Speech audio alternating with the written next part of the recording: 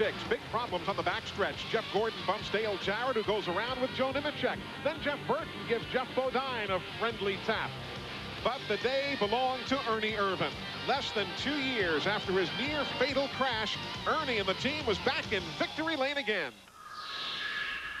And Ernie Irvan also is on stage now, getting some pictures taken, and he won this race in 1996. It was only his 19th start after those devastating injuries at Michigan. That was a great, great deal. We were fortunate enough to be here to see Ernie take that first win after the injury, and he's getting up on the truck. We get a quick question with him here, and we caught up with you. Ernie, this place got to be special to you, dear to your heart, because you got your first win after the crash at Michigan here. Yeah, I mean, it is. You know, I like this racetrack. I like the people here, the race fans, plus the promoter. He's a great guy, the Bears. You know, it brings a lot of memories back, and maybe we can luck into another one.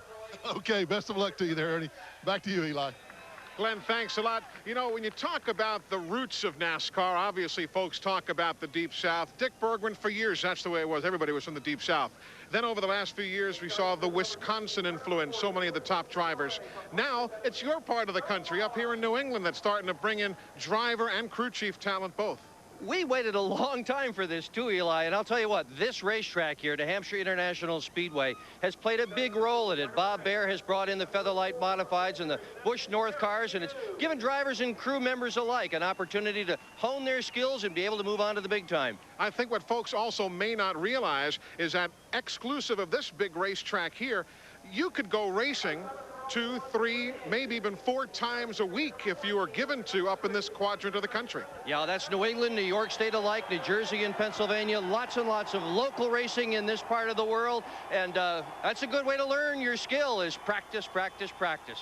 Now, why don't we start talking about some of the names who have really made impact over the years? Of course, in the old days, you got Pete Hamilton and some of those fellas. But more recently, there are a good group of younger drivers and crew chiefs. Oh, they are indeed. Frankie Stoddard, shown here, is from New Hampshire. He's a crew chief. Tommy Baldwin, crew chief from New York. Connecticut's Greg Zipadelli right there. A local boy made good at this racetrack. Steve Park from Long Island. And Vermont's Kevin LePage. And Pennsylvania's Jimmy Spencer. So there you see just some of the names who have been talking about running here and doing well. Even a guy like Jerry Nadeau. A lot of folks may not realize that he considers this his home track as we see Dale Earnhardt Jr. being introduced. Jerry Nadeau from just up the road a piece in Danbury, Connecticut. And he says, I've run here on the road course and I feel I can do well here today. Just another one of those guys with confidence. Let's go downstairs now to Steve Burns. Eli, Ricky Craven is from Maine. He had a great point about this racetrack. He said, you know, it was great for the race fans here, but it was also great for the racers because it let talent come to the forefront in the Winston Cup Garage. Hey, Ricky, tell us about what it meant to be able to have this racetrack here for the racers in this area. Well, it's had a big impact for all the Northeast racers. I guess I'm an example of that, but ask Steve Park and Andy Santerre and on and on and on. Thank you, Bob Baer. Thank you, Baer family. It's been phenomenal. All right, best of luck. Let's go to Ralph Shaheen. You know, Steve, in May, Dale Earnhardt Jr. made his Winston Cup debut at Charlotte, finishing a respectable 16th, making his famous father very, very proud of him. He then uncorked 3 straight wins in the Busch Grand National Tour at Dover, South Boston, and the road course at Watkins Glen, New York. Now, Dale, last week at Milwaukee, you got hurt in the practice, but you soldiered on to finish 3rd. How are you feeling here today? Can you go the distance? Yeah, I feel real good. It ain't going to be no problem. Shoulder ain't giving me no problem. We just hope we got the car handling good enough to go to the front or at least hang around there till the end. It's a race of survival, so we just try to keep it together. All right, best of luck to you in your 2nd ever NASCAR Winston Cup event. Eli? And as we just mentioned, we saw Dale last week at Milwaukee. Dale Jr. is going to be with us again next weekend, next Saturday night at 9 o'clock Eastern Time. The NASCAR Busch Series is going to be running at the Myrtle Beach Speedway. And look at those numbers for Dale Earnhardt Jr. And folks, when you want to think about the significance of it all, 3 wins this season. They came in back-to-back-to-back events. Had he won yet another in a row, he would have tied the legendary Sam Ard, who himself had won 4 in a row in the NASCAR Busch Series. Another gentleman who says he might just be able to pull off a win here today is Michael Waltrip. Let's get his thoughts. Okay, Eli, thanks very much. Michael just climbed inside the pickup truck. Michael, you got a great qualifying effort. How about today? I'm so fast, I'm not even going to be able to stick around for the... The train left the station. Well, leave it to Michael Walchip to add a little bit something to the whole story. Let's bring you up to speed on what you may have already missed here this weekend. Yesterday here on TNN, as we've been talking about the Northern Stars, the NASCAR Busch North Series and the Featherlight Modified Tour ran their respective races here, with Tony Hirschman winning and Andy Santerre. There's one of the all-time great Northern heroes you just saw seconds ago. The legendary Ted Williams is here as our Grand Marshal. There he is, the splendid Splinter. And another legendary sports figure is here, Ralph Shaheen.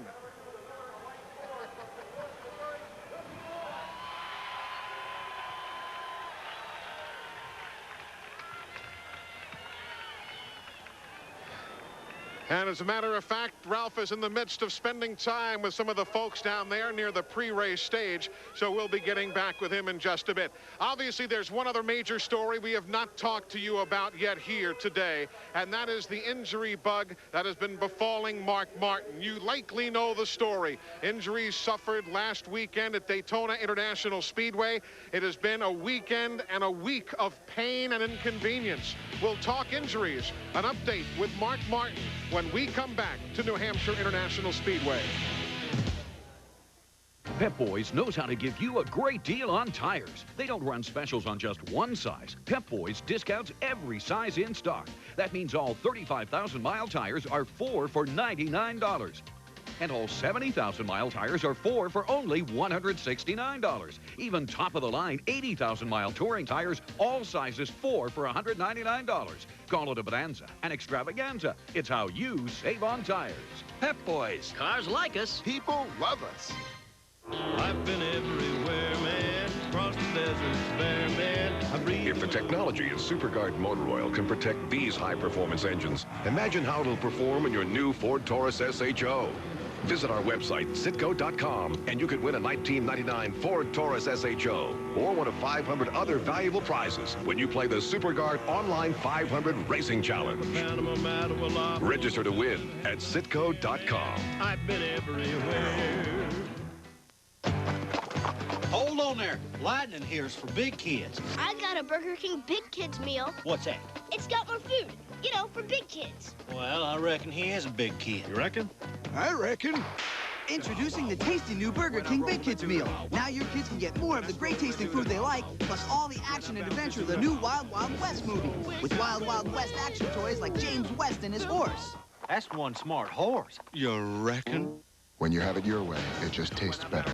How would you like to call anyone across America for just 8 cents a minute? Well, now you can. Because when you dial 1010-321, it's just 8 cents a minute for calls over 10 minutes. All day, every day. You don't have to switch phone companies. Just dial 1010-321, then 1 and the number. At just 8 cents a minute, now you can stay even closer to the people you want to talk to the most. So remember, to get 8 cents a minute for calls over 10 minutes, just dial 1010-321. NASCAR Winston Cup racing came to New Hampshire in July of 1993. Jeff Burton making his Winston Cup debut in Car Zero spins on lap 2 with Ken Schrader. Rusty Wallace started 33rd but was on the move quickly. Dale Earnhardt spun going for the lead, and Wallace charged all the way to the checkered flag. Hey, folks, if you're looking for the ride of your lives, log on right now to today's TNNRacing.com. It's a live free webcast of the Jiffy Lube 300. You can ride along with your choice of in-car cameras. The Fan Scan Scanner Talk is available to you, and the Internet's hottest interactive multimedia racing features, all on TNNRacing.com, available to you right now. Now let's pick up the Mark Martin story. Injured at Daytona, a broken wrist, a chipped rib, and then knee surgery on Wednesday. The crew literally has to help him into and out of the race car. Buddy Baker, you drove with a broken leg back in the 1970s. What's Mark dealing with there? The biggest thing he's dealing with right now, mentally, he has to black it out when the race starts. I can remember the biggest thing I had to do was position myself in the car where I did not feel the injury that I had. I made this makeshift brace, and I tell you what, I put my leg up in there and I pulled it back into high gear, threw my leg up in that brace, and I said, oh my God, I forgot it's gonna vibrate. It was like somebody taking their finger and going in your eyeball like that. Really hurt. I moved my leg around, finally got comfortable. I had a great car, so it wasn't tough after I got going. But boy, when I first started, I said, I'll never make it. And like in any sport, you have to play hurt. Mark Martin told us earlier today in his team transporter that yes, he hurts, but he's ready to race. I feel like I'll race fine. I just wish I was racing competitively, more competitively than what I am. This Valvoline Cummins team really deserves more, and I feel like I'm capable of more, but I guess that's the frustration, is not being able to get it, you know, get to it, because, you know, even though I'm in a lot of pain, I can drive the car. I just can't get the car to work. And you know something? If we see Mark Martin in victory lane later today, how many of you folks are going to be surprised? The man is tough, and he could just grab the win and take it on to the house before this day is done. Our day is not done. The Jiffy Lube 300 is right here on TNN Motorsports, coming up next.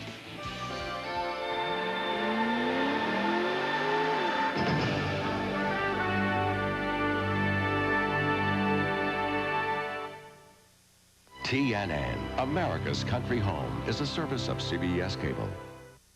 Tuesday on TNN, he was born to race cars. Allison goes into the lead. As a baby, he went to the track in his daddy's arms, where he picked up his first words. He gave me a Davey Allison represented the next generation in a family of champions. He had just begun to show what he was made of when the end came. The Life and Times of Davey Allison, Tuesday at 8 Eastern, part of TNN Hot Summer Nights Month. Got a job that's too big for you to handle? There's no job too big for Maintenance Masters. Locally owned and operated for 11 years, Maintenance Masters Heavy Equipment Division has everything from backhoes, tractors, dump trucks, and front-end loaders to industrial parking lot sweeper.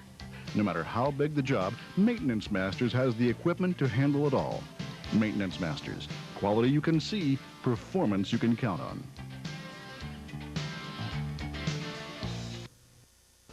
Life is full of reasons to celebrate with TCBY frozen treats. Reaching a goal. A hard day at work. Life-changing moments. Because it's Tuesday. And another year in your birthday suit. Enjoy a TCBY Cappuccino Chiller, now only $2.19 at your TCBY shop. TCBY, it's time to celebrate. The following is a special presentation of TNN Motorsports.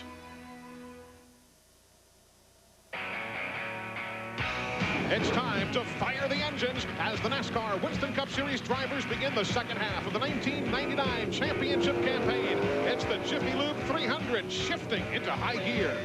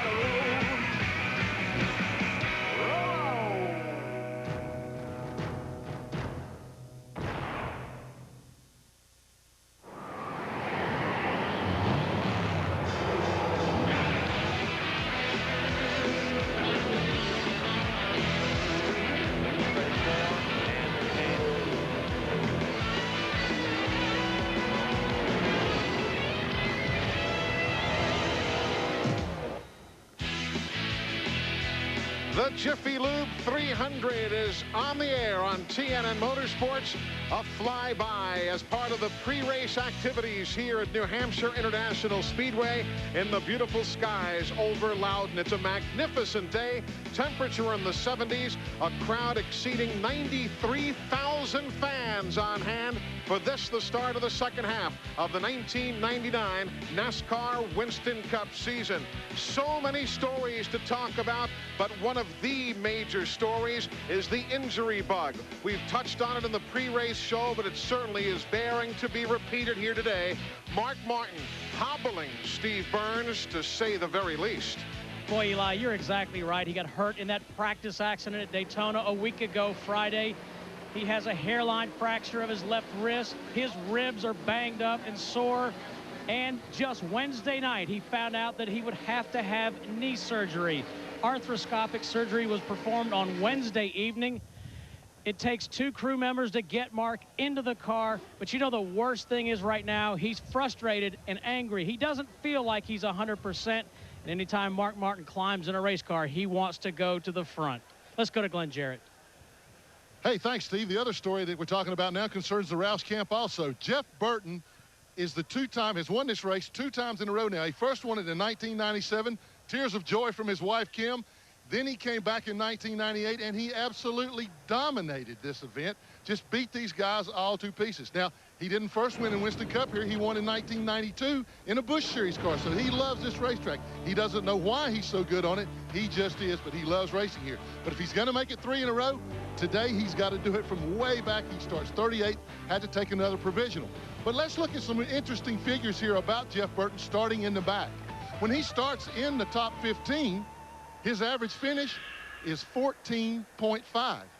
But when he starts outside the top 15, that average finish zooms all the way up to 4.7, excuse me. That is incredible. He has done it before. He did it last week at Daytona. He started 37th, finished 3rd. If he's going to do it again today, he's starting in that prime spot of 38th. He may be able to get back to the front once more from the rear. It's tough here at Loudon. There's a lot of traffic, not much room to pass. But if anybody can do it, Jeff Burton can. Here's Roush Shaheen. Well, Jeff Gordon has won the Bud Pole here at New Hampshire. Now, remember, this is the car and the driver that took on 2 tires at the end of a race just a couple of years ago to win this race. Will they do it here later on today? We're just going to have to wait and find out. The fans arrived here early, and as kudos are due to the local police departments of Loudon and Canterbury and the state troopers. Highway 106 was clear of traffic by 11:40 this morning. Everybody's in their seats. We hope you're comfortable as well. We're back in a moment. Hi, I'm Jeff Burton with an exciting message for NASCAR fans. Buy any Exide NASCAR Select product and get a Motorola pager free. It's a great way to enter the Exide NASCAR Select 99 sweepstakes. Every month you'll be paged with another chance to win cool prizes. You could even win $50,000 and be an honorary member of the Exide Racing Team pit crew for the first race of the next century. Look for details wherever Exide NASCAR Select is sold. Holy, man, I gotta find a phone.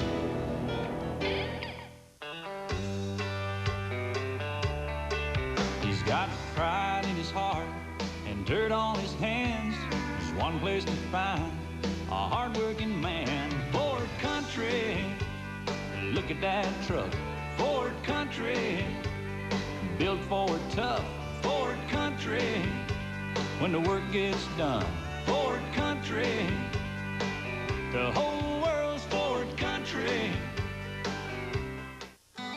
While there are a lot of places where people buy parts for their car, the fact is more people choose AutoZone than any other. It's because we're the largest auto parts retailer in America, and they save money with our everyday low price. It's because more often than not, we have the parts they need in stock. And it's because we're the only place where they'll find a battery that's backed by a 3-year free replacement guarantee. Which is why we say there's just no place better than AutoZone.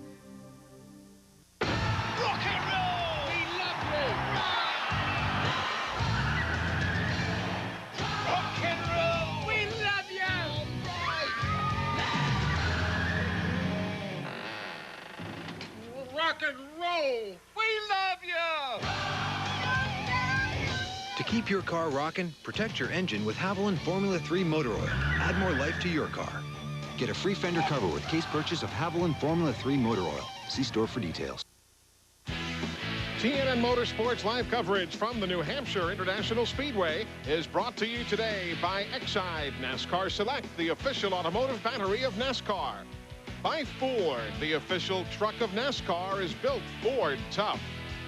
By the more than 2,500 AutoZone stores across America. AutoZone, the best parts in auto parts. And by Haviland Formula 3 Motor Oil. Add more life to your car. Welcome back to New Hampshire. Time now for the AutoZone race analysis, brought to you by the more than 2,500 AutoZone stores across America. AutoZone, the best parts in auto parts. You saw some of the numbers. There are the numbers pertaining to this racetrack. It truly is a grown-up Martinsville. 2 long drag strip-like straightaways, couple of very tight turns with limited banking. NASCAR racing has been here since 1990 for the NASCAR Busch Series. It's been a long time, and we've seen this racetrack grow up so very, very nicely. Buddy Baker joins us on the telecast. I'm Eli Gold. Glad you're alongside with us today. Buddy, what do we talk about first? Tire strategy, pit strategy, flat track, injuries. What's the biggest story here? All of them. And when you're really thinking about this race, coming down to that last pit stop and doing the right thing, getting that track position, that is so important in this race.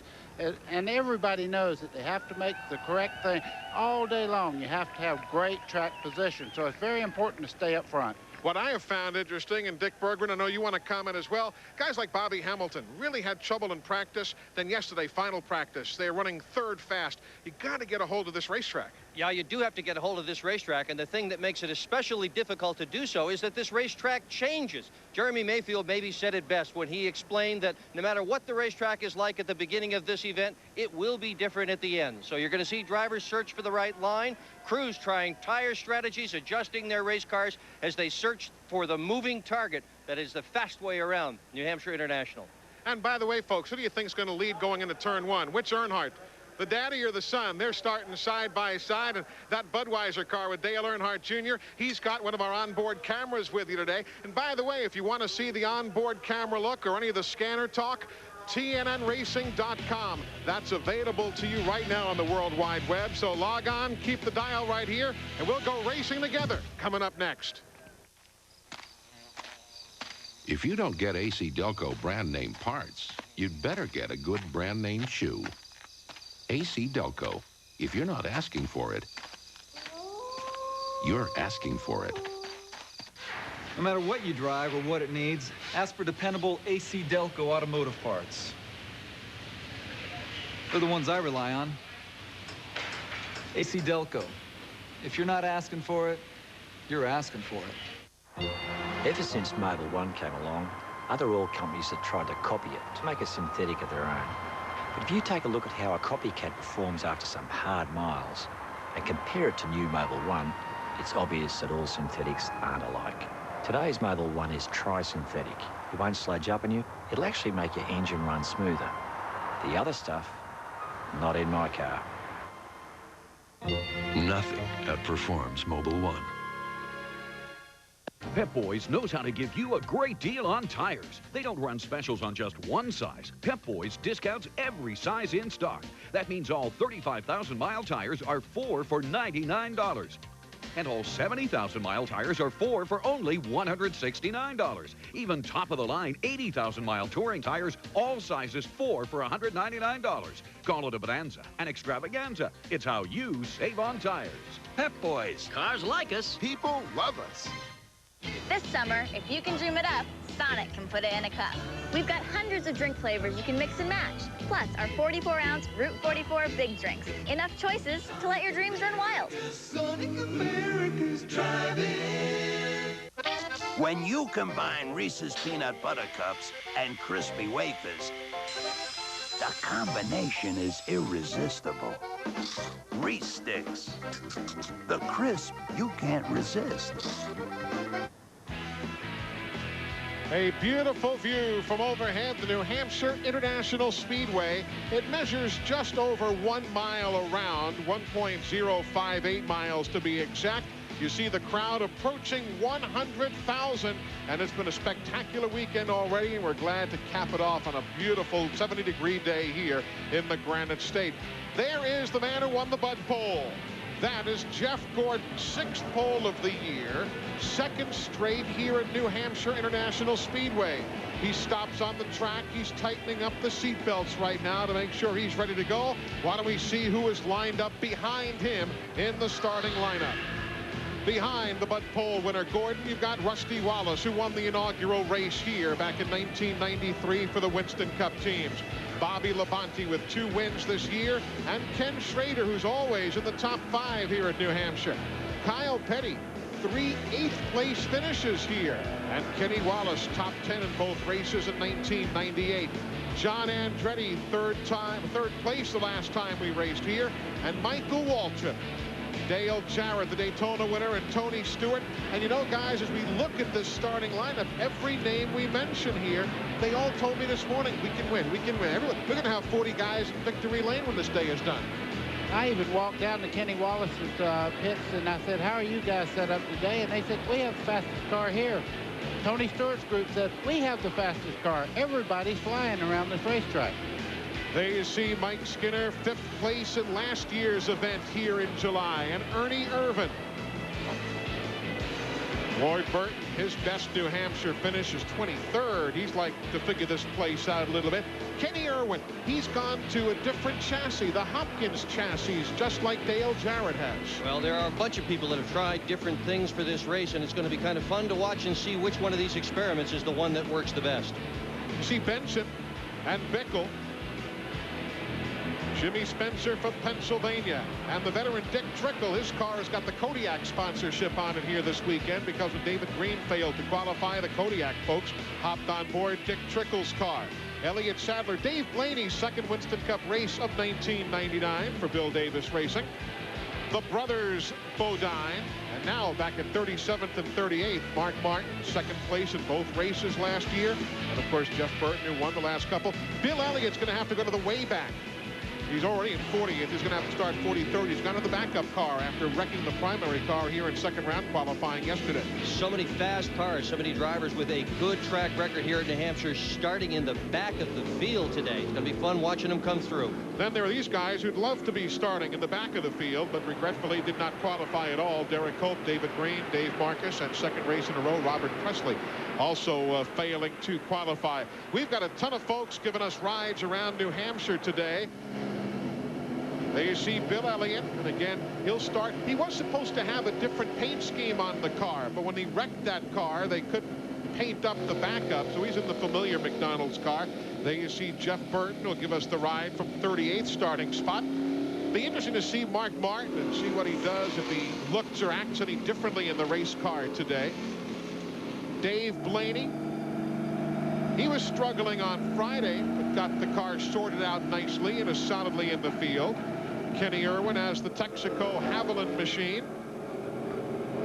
Mike Skinner has the Lowe's car. Starting in 19th. Yep, Dale Earnhardt Jr. going to give us a ride around here. Goodness, he looks like some guy I know. Open face helmet, just like Dad. And Bobby Labonte has the Circuit City Interstate batteries on board camera. Now the Texaco Haviland point recap, brought to you by Texaco, a world of energy. That's how it looks going into the race. 177 points. You heard Jeff Gordon tell Steve, I believe it was earlier in the pre-race, 394. Yeah, mathematically he can catch up, and it's going to be awfully, awfully tough. You never know. We'll all find out together. Glad you're tuned in, folks, on TNN Motorsports. 300 laps, 317.4 miles in the Jiffy Lube 300.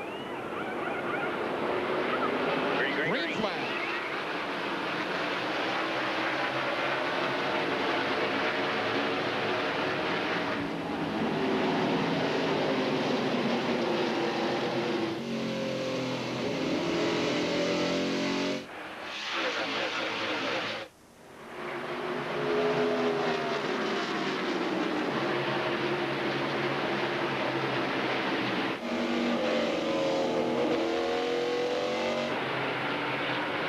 Little bump and go there, middle of the field, as Jeff Gordon leads them to the stripe and will lead lap number 1.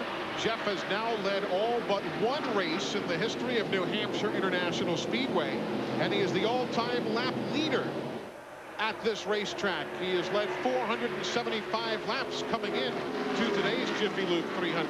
You could see Rusty Wallace just a second ago going back and forth down the straightaway trying to get a little heat in these tires because the air pressure is very essential in these cars to make them work well. He was trying to scrub a little bit of heat into the tires so the air pressure would get up properly.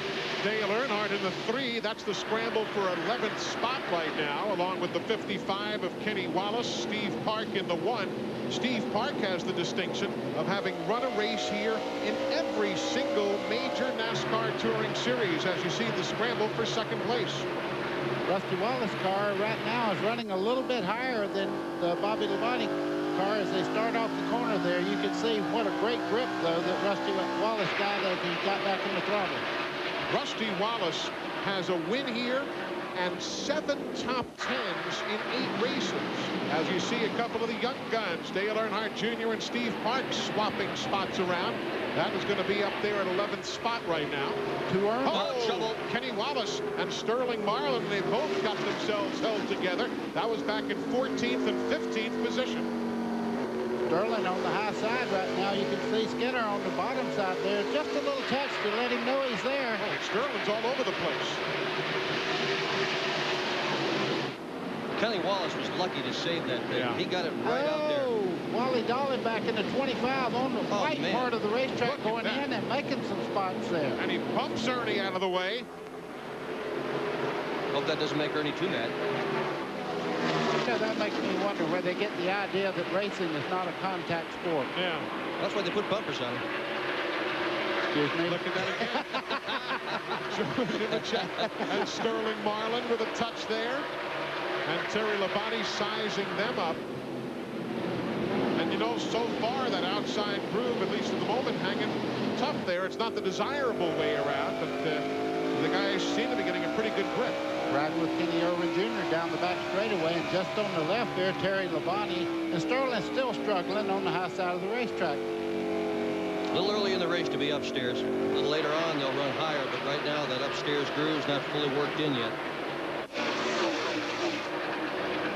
Buddies, it just me or an awful lot of people being excessively aggressive early on? Well, they're trying to get track position. We talked about that in the open. As you see, Kenny Irwin almost getting in the back of Sterling Marlin in the middle of 2, and you don't want to get touched there. The car is very light in the back there. If they'd have made contact there, Sterling would have went around. That is 18th, 19th, and 20th on your screen.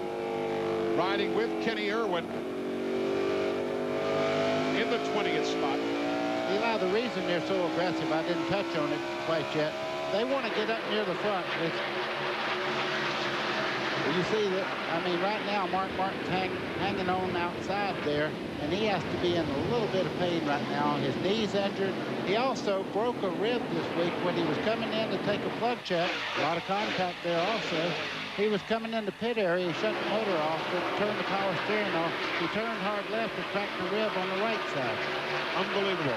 He goes by Darrell Waltrip. You saw the 66, that orange, blue, and white car going backwards. So Mark Martin is now in 38th spot. Jeff Burton is up to 35th position as we ride with Mark Martin. And for those of you who wonder if Mark Martin can get it done while he's driving hurt, I will let you know that he indeed can. Back in 1980, when he was running in the ASA, he started a race at Milwaukee with 2 broken ankles and managed to win the race despite the pain that he was in. Second has just gone away. So Bobby Labonte with John Andretti now behind him, and you see Rusty Wallace kind of caught to the outside there. Steve Burns, are they hearing anything on the radio from Mark? Eli, just before the race started, Mark Martin radioed his team and said, guys, thanks for hanging in there with me through this. I'm frustrated about it. I want to be better. I think the car is better than me, but he apologized and thanked his team. He said, I'll be much better by Pocono, but as you guys said, he'll do everything he can to get to the front today. Matt Kenseth is here as a backup standby driver, but Matt told me at the hotel, he said, I'll be surprised if I do any racing. I would be too. Mark Martin's just a tough individual. He's in perfect health other than the injuries that he has. He works out every day, so if anybody can go with injuries, it's certainly Mark Martin. Just underway. We are 10 laps in. Jeff Gordon leads by 1 2/10 seconds here at New Hampshire International Speedway as the Tony Stewart crew looks on. Their driver is now 8th. This is revolting. What's the matter? They're paying him for this. Yeah, I think he's good. Good? He can't even say the name of the product. He can say it. What are you talking about? He's got a thick accent, you know, Accent? almost like European. Hey, Ferret, let me hear you say Bud, nice and clear. It sounded like Bud. No, it sounded like... I think your hearing's going, Louie. Oh, right. Hey, Ferret, could you lay a little wise on us? Smooth, like a pro. Absolutely. What was I thinking? If this house could talk, it wouldn't tell you about the custom cabinets in each Fleetwood home, but about Coco and heart-to-heart talks. And it wouldn't go on about our wall-to-wall warranty, but about kids growing 2 inches in a year. Because at Fleetwood, we know the quality that counts most in a home is the quality of life inside. Fleetwood Homes, quality for life. Call 1-800-350-2300 for a Fleetwood Homes retailer near you. I've been everywhere, man, across the deserts bare, man. If the technology in SuperGuard motor oil can protect these high-performance engines, imagine how it'll perform in your new Ford Taurus SHO. Visit our website, Citgo.com, and you could win a 1999 Ford Taurus SHO or one of 500 other valuable prizes when you play the SuperGuard Online 500 Racing Challenge. Register to win at Citgo.com. I've been everywhere. Lots of stresses. Motors are running hotter. Everything's fuel injected. Filters have got to be tougher. Oh, all these SUVs and trucks towing things. Added pressure. Oh, enormous pressure. Purelator test for hydrostatic burst, PSI load, impulse pressure fatigue, everything. Oh, but that's not enough. Every single Purelator filter is tested during production, too. That's why I use Pure filters on all my cars, even the race car. We've learned something from all this racing. Pure oil now, pure oil later, pure later. Welcome back to New Hampshire. We want to take a moment to let everybody know that TNN Motorsports offers official NASCAR merchandise, including the latest die-cast cars and your favorite drivers. To order any of the outstanding NASCAR merchandise, just call toll-free 877-TNN-1999. So do give that number a call, and all the items can be yours. Hey, look who's running well. Kyle Petty all the way up to 4th, while we ride with Bobby Labonte right now in the 2nd spot. Yeah, Bobby Labonte right now is a little bit quicker, but this is a story right now. The two Petty cars are running so very well right now. John Andretti, of course, in the 43 there. Just behind him, Kyle Petty having one of his best runs of the year. John has gone from 7th spot where he started at 3rd position right now. He's having a great day. Both those cars are set up very similar, one to the other. Meanwhile, the Earnhardt clan, Dale Earnhardt Jr. running in 12th. His daddy running in 15th. We're with Earnhardt Jr. now, closing in on Steve Park, doing a very solid job early. He is, Ralph Shaheen.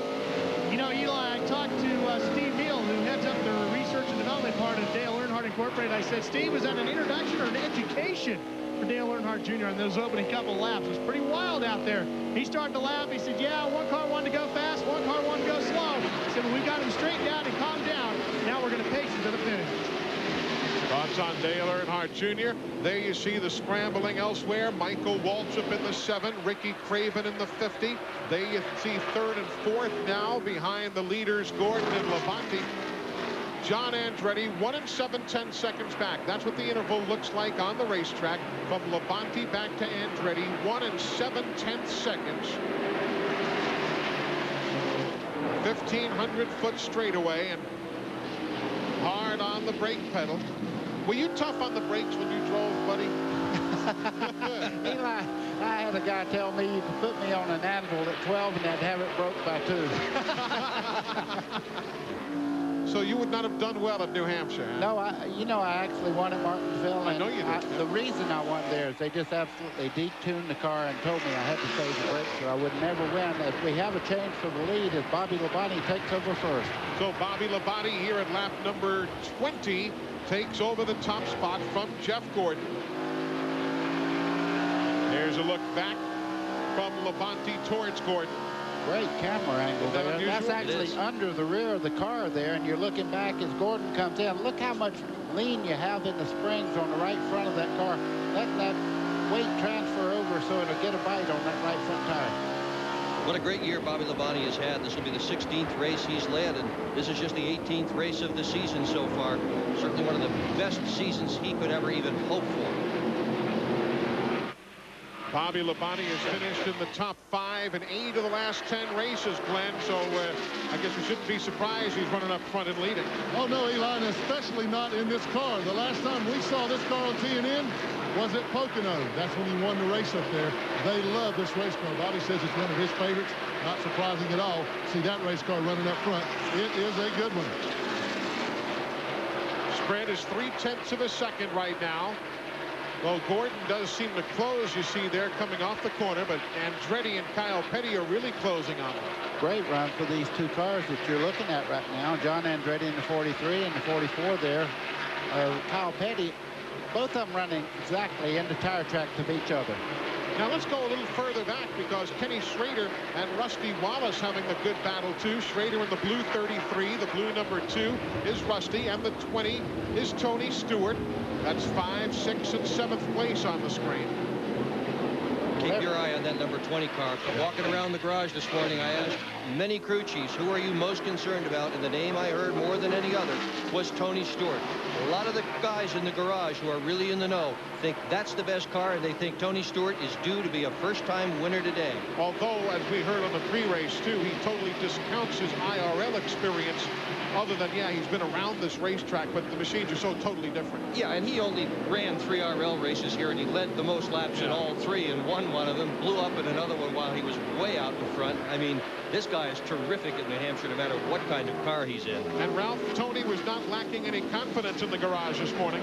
Eli, earlier in the week, Dale Earnhardt ran up into Tony Stewart's trailer trying to find what he calls the kid. The crew said, well, he's not here, Dale. He's at the rookie meeting. Earnhardt cracked that devilish grin of his and said, whose idea of a joke was it anyway to call this guy a rookie? Hey, you remember when A.J. Foyt went to the rookie meeting at Darlington a number of years ago? You all look at that. When you talk about a rookie, though, he just put Rusty Wallace away on the low side coming off turn 2 and really has quite a lead going here on Rusty in just one straightaway. So there you see the separation now between Stewart and Wallace, while up front you've got Bobby Labonte showing the way by a half second on Jeff Gordon. Still early, 26 laps in. The crew waits for pit stop time.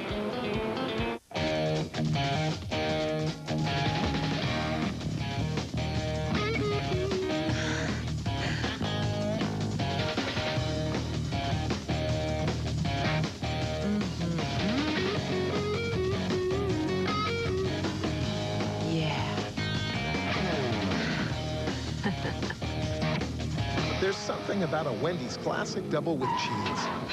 I'd have made the same choice. It's hamburger bliss.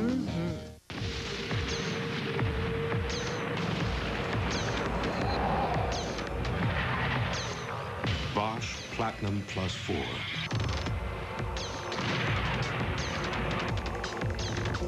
Four electrodes. Pure platinum. Take your engine to a higher power. Bosch Platinum Plus 4. Experience the sounds of NASCAR rocks. This summer, join CBS's NASCAR Hits the Road with concerts featuring today's hottest performers. Feel the rush of NASCAR rocks. The Myrtle Beach 250, Saturday night on TNN.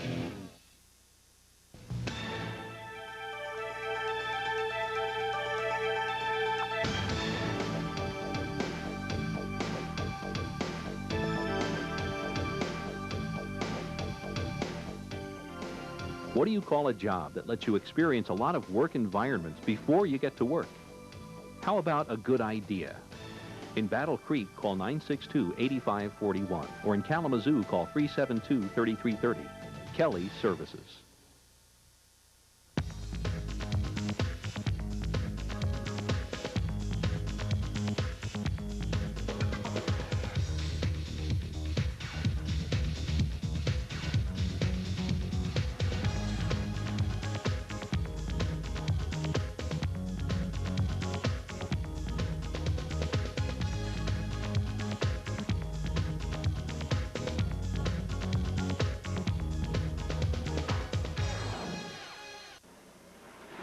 Welcome back to New Hampshire, where Bobby Labonte continues to lead. Took over the top spot at lap number 20 and has now stretched his lead by roughly 0.7 of a second here in the early going. While we have an opportunity, want to say hello to this gentleman. Ted Williams has joined us as the Grand Marshal of the Jiffy Lube 300, one of the ultimate all-time greatest athletes in the history of this country. And I say that as a lifelong New York Yankee fan, but even we in Brooklyn and the Bronx appreciated what you did in your days of baseball playing. This is something, though, here today, isn't it? You bet it is. You know, I've never been a auto racing buff. Never had the chance to be someplace. But today, I'm doing a quick conversion because those cars went down below me on their way the first lap, and I backed up and I thought, geez, this might be it. Boy, this is exciting. This is really exciting. I see that your name yesterday was on board Kenny White's car, the Kid as they call him up here, as a sponsor in Busch North Series competition. How did that come about? Well, I know they're great cars, and I mean, everybody's conscious of the fact that's a great group. Of course, they had a young rider in it, all this mix, and I didn't know whether how to wish him luck or be careful or what, you know. But I finally decided in my own mind, I just hope that I can see him on his 10th and 20th races after he's made a little bit of history. Tony Stewart just moving up into 4th spot, as you see, while we visit with the splendid splinter Ted Williams. This is a magnificent week for sports in general here in New England. Not only is NASCAR in town, but of course Fenway Park hosts what I guess will likely be its final all-star game, with talk of a new Fenway Park around the corner. But this is a special time up here in New England. Well, the whole week with the baseball fanfare, in my case, first time seeing this thrilling, exciting bit of sports, and I can just tell you that this is a full week for me. Well, listen, it's great to have you here. I know the fish are biting at home, so enjoy yourself on the water as well. Ted Williams, thanks so much for being up here with us. The legendary Ted Williams, Baseball Hall of Famer. They don't get any better than this fella right here. And Buddy Baker, I know this is a guy who we have all thrilled in watching, and the ovation that Ted got today in pre-race activities rivaled the ovation that anybody got here at this racetrack. You're exactly right, and race fans do appreciate people of all sports, and it's really nice to have you here.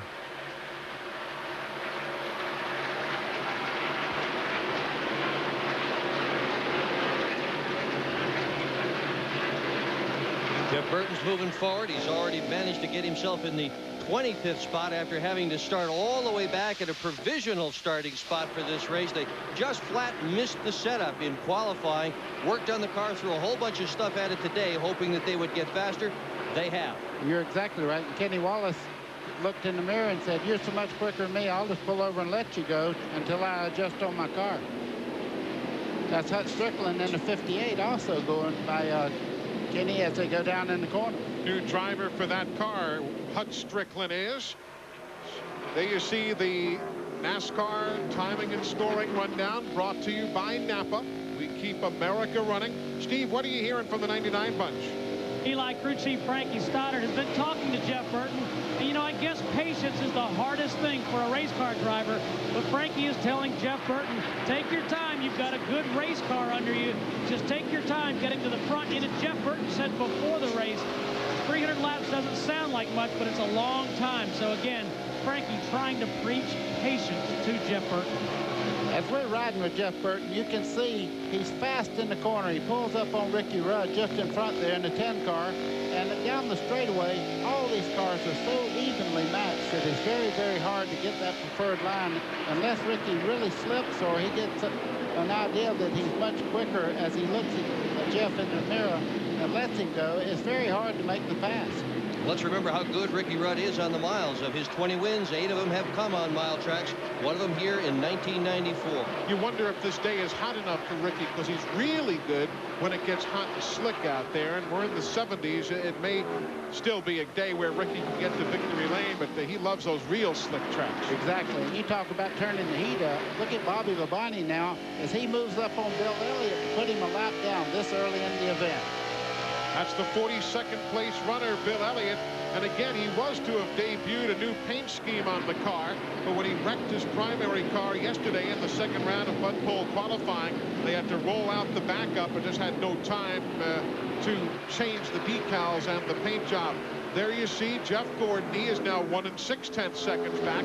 Then John Andretti running in third in the number 43 car. Look at Tony Stewart, the 20 car there. He is moving up through this crowd like they're waiting on him. This car is probably the quickest, without a doubt. I'm looking at right at his speeds around the racetrack. He is the fastest car on the speedway, and you can see why. It gets down in the corner right on the yellow line. When he picks the throttle up, this thing just flies down the straightaway. And look at Andretti go. He'll grab second place.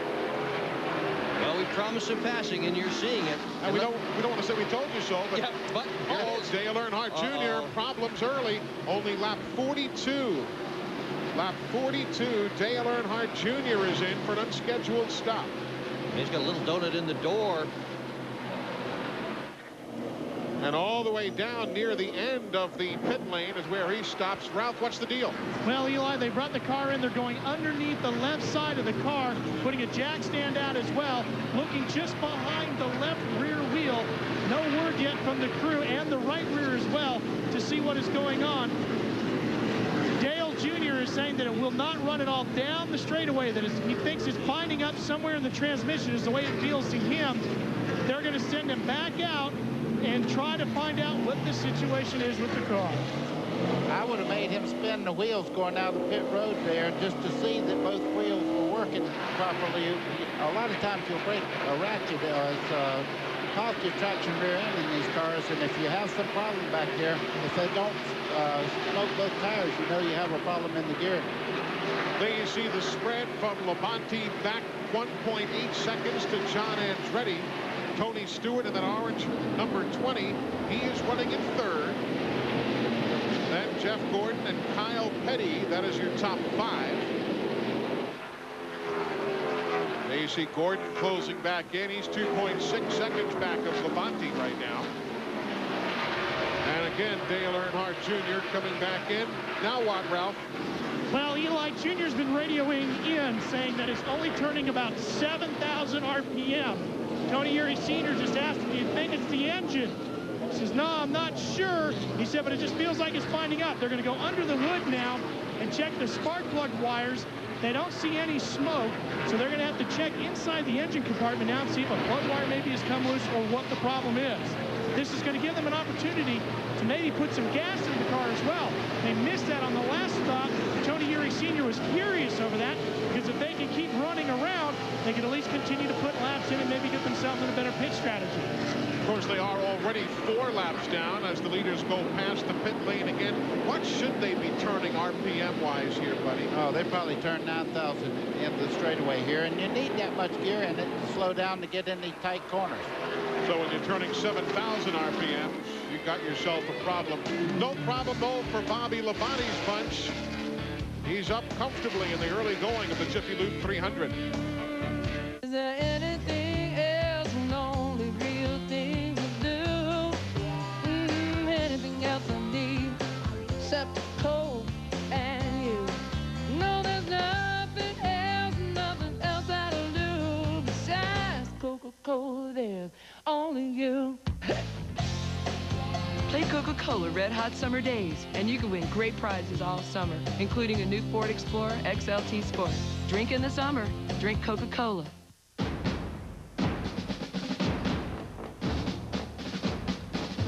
This dog can't tell the difference between a radiator hose and a bone. Other dogs, perhaps, but not this one. That's why at Advance Auto Parts, it's our job to carry over 1 million parts. So we'll always have the parts you need, just in case you run into this dog, or one like him. Brought to you by LA West Luxury Vans. Available at select dealerships nationwide. Call for a free video, 800-786-VANS. Radio communications are provided by Racing Radios. For all of your radio communications needs, as well as scanners, call on Racing Radios at 1-800-669-1522. And by Featherlight, the official trailer of NASCAR, CART, IRL, NHRA, ASA, and World of Outlaws. Remember to call Featherlight for all your trailer and motor coach needs at 800-800-1230. 1,000 feet overhead, New Hampshire International Speedway.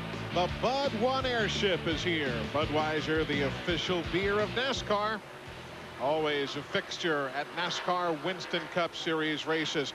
Just joining us, we're early in the Jiffy Lube 300. It began at roughly 1:15 Eastern time, and quickly the bumping began. Kenny Wallace, Sterling Marlin, they got together. But it wasn't enough. The little family feud, Dale Earnhardt Jr. and his dad with a little bump and go there. But after leading for 19 laps, it was Jeff Gordon yielding the lead to Bobby Labonte. That move on lap number 20, and Labonte has led for the last 32 revolutions around the New Hampshire International Speedway. Welcome back, everybody, as you see Bobby Labonte on the green number 18, beginning to close in now on the 97 of Chad Little. He's in 36th spot. He'll be going a lap down. Also Dave Blaney in 35th in that red, white, and blue Amoco car. He's about to go a lap down. And there's Tony Stewart just going into turn 1, taking the position from Andretti. So second place now for Tony Stewart. He has picked up 8 spots in the early going. I know that Joe Gibbs has to be just delighted with his 2 cars, first and second in the race right now. Tony Stewart, you made a comment a while ago about him being a rookie. Well, he's a rookie, but he's a 3-time champion also in other divisions. So what he's doing out here is incredible, though, with the little bit of time he has in Western Cup cars. And Bobby Labonte making the move around the lap machines. Watch this here. Last lap, Chad Little bumping Bobby Labonte out of the way. Trying to stay on the lead lap. Got to do all you can, but it didn't work. It did for a short while, but now Chad Little is back a lap down, as you see, with Dick Trickle in that white and aqua car. Also there in the picture very briefly. He's running in 37th spot right back there. Dale Earnhardt Jr. has taken his car to the garage area now. Steve Burns, can they fix it? Let's find out, Eli. Dale Earnhardt Jr. has just climbed out of the car. Dale, are you done for the day? Can you get back in the race? What's wrong? I don't know. We'll have to figure out what's wrong with it first before we know whether we can get back out there or not. Just running around there, running okay. We had a real tight car, and I was just trying to wait till we got some tires and make some changes. I figured maybe we had another 15th place or better with the car, and it just started tightening up. Something was tightening up in the car. Wouldn't turn but 7,000 RPMs down the straightaway. That's 2,000 less we need to be turning. So something's wrong.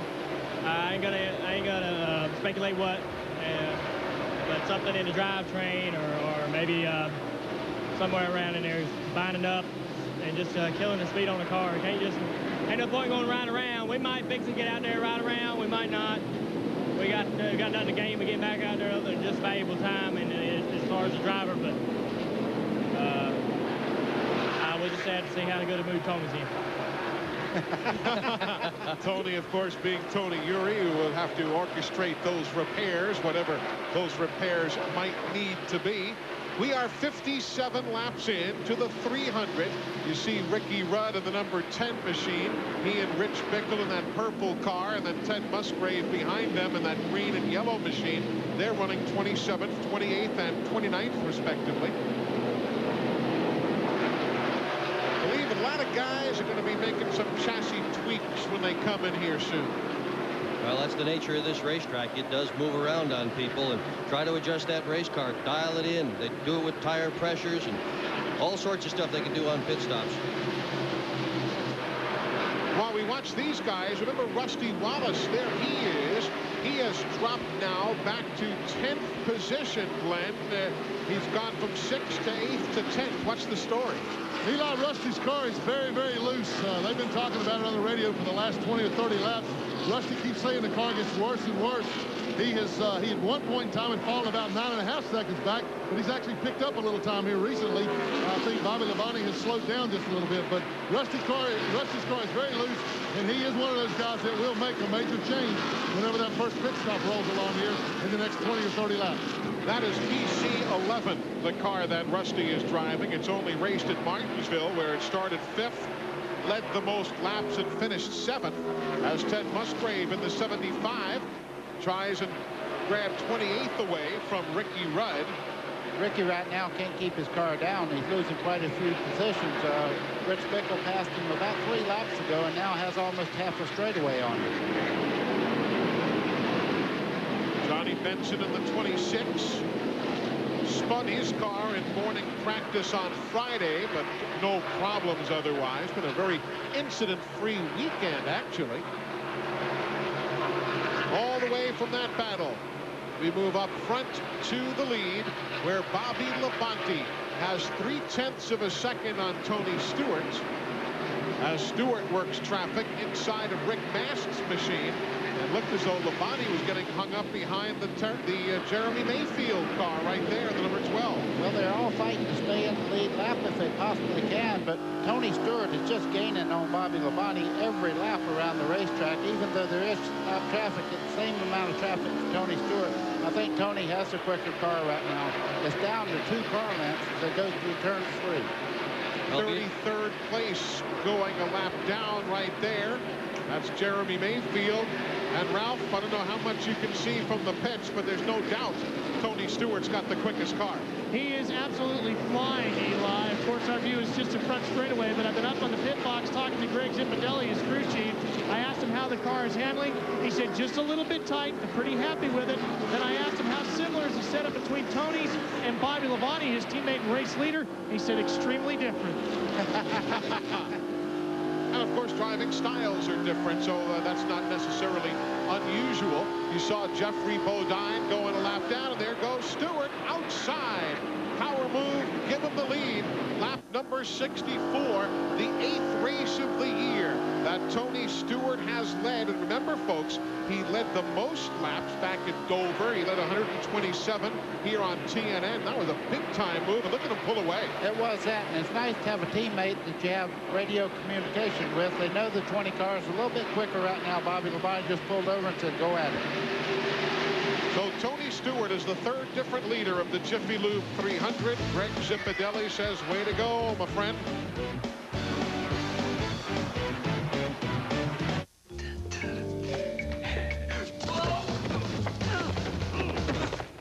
Honey! Bill! Think we need a new ceiling fan? Lowe's knows how to help. With hundreds of fashionable top-quality fans. Including the new 1999 models from names like Hunter and Harbor Breeze. We can even have your fan installed for you. So with Lowe's guaranteed everyday low prices, making your room beautiful is a breeze. When it comes to ceiling fans, Lowe's knows.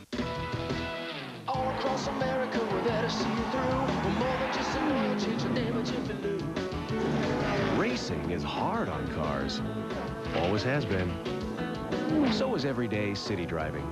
Jiffy Lube makes it easy to take care of your car, and they offer Pennzoil. Just drive in, drive out, drive on. We're more than just an oil change, your name is Jiffy Lube. Drive in, drive out, drive on.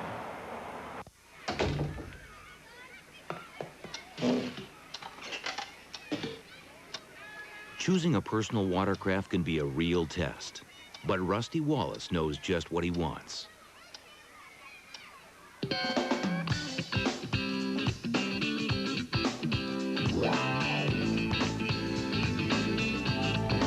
Polaris, when you know what you want. See your local dealer for big savings on select models. How would you like to call anyone across America for just 8 cents a minute? Well, now you can.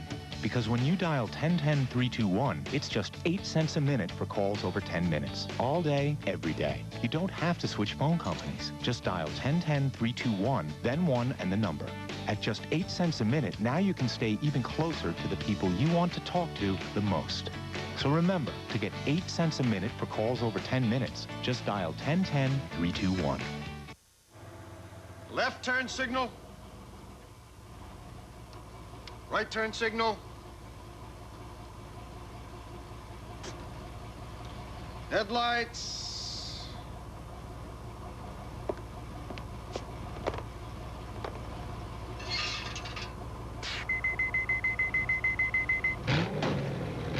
All right, move it out. It's 2 nights of World of Outlaws Racing on TNN. Welcome back, everybody. Tony Stewart, by 0.7 of a second, leads the Jiffy Lube 300 here at New Hampshire International Speedway. That is 28th place Sterling Marlin, who just now went a lap down. And that's one of the byproducts of caution-free, and we're almost a third of the way into this race, folks. It has flown right by. You don't have cautions. You got a couple of guys hooked up like Stewart and Labonte are. You're going to put half the field a lap down as Jeffrey Bodine comes in for a stop. Jeffrey was lapped a short while ago. He's running 32nd right now, so he decides to come on in at lap number 71 and not go any further back, make the chassis repairs and changes, new tires, and try and get the Power Team Chevy back in gear.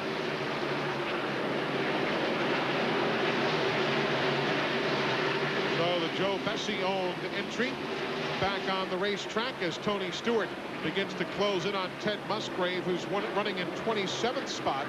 Sterling Marlin making a pit stop now, lap number 72. So a lot of these fellows, as they have gone a lap down, electing to make their pit stops. That's smart. What they're trying to do is put fresh rubber on there, maybe to build up a little bit of advantage. And if they had another caution, they would have those fresh tires on there to run as fast as they possibly can for a certain amount of time before they make the next stop. NASCAR official Jim Ball looking over that tire change. Jerry Nadeau, who had high hopes of running well here today, he goes a lap down in the number 9 car, running in 27th position. He's raced a lot in this area. He's a graduate of Fonda Speedway and Lebanon Valley and the London Waterford Speed Bowl, racetracks that are very familiar to many of the folks sitting in the grandstands here today at New Hampshire. Nadeau won 3 events here at the Skip Barber Pro Series. Now Jeff Burt, where is he? Well, he has already worked himself up towards 17th position. Look at that. He, Musgrave, Hutch Strickland has moved up, and old Bobby Hamilton picking up 16 spots. But you know, it's no surprise to see Burton moving forward. He passes race cars. Last time, Pepsi at Daytona, 37th to 3rd. His race in Vegas, where he went 19th to 1st, he's been passing cars all year long. There you see Jeff Gordon now, having caught John Andretti, the 24 Gordon, the 43 Andretti, around Ricky Rudd. And that is the battle between Andretti and Gordon for 3rd spot. Yeah, Gordon has a great car. It's just not as great as the first 2 places up in front of him up there. And you see he ran down the John Andretti car. He's much quicker in this part of the racetrack. You can see him close up, getting in. But coming off the corner, the 43 car of John Andretti has great drive forward. Jeremy Mayfield pitting at lap number 75. There you see him. You also see Gordon make the move around John Andretti, grabbing 3rd spot. So Jeff Gordon now moving back up, having won both of the runnings of the CMT 300, the September race here. He's won the last couple of those. Oh, trouble on the front straightaway.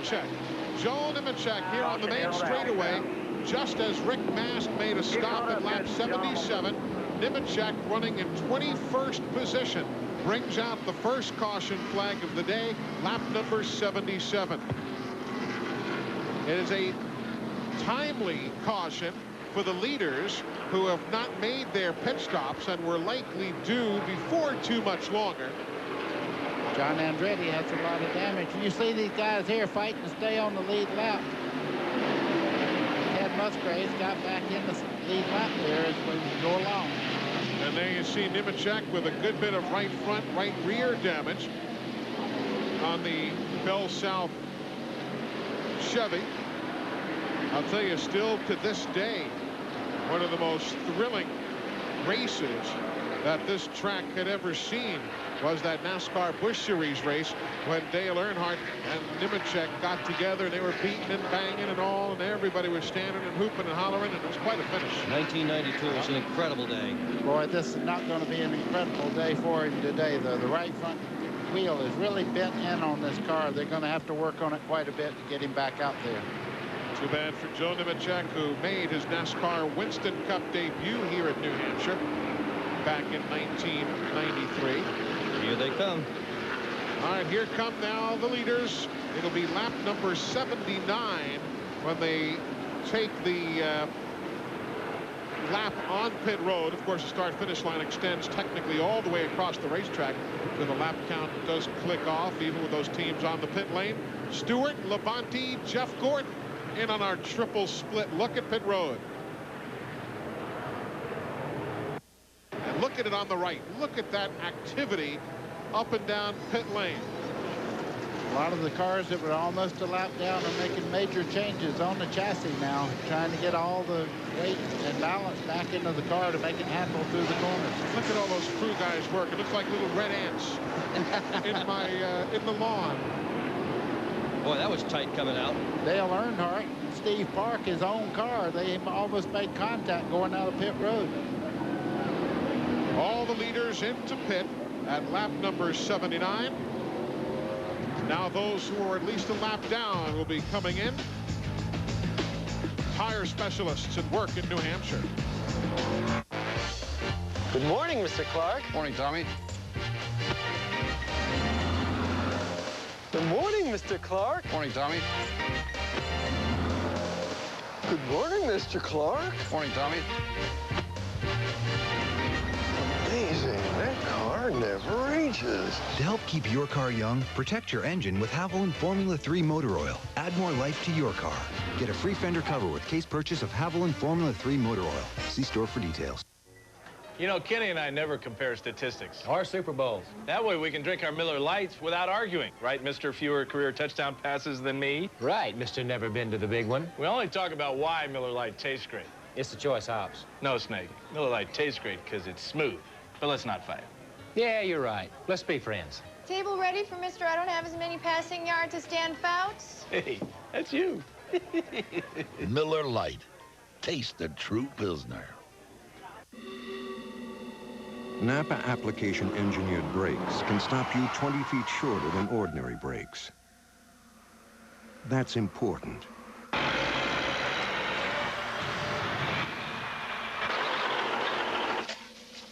Because you can't always count on there being 20 extra feet of road when you need it. Napa, over 200,000 parts, and every one's important.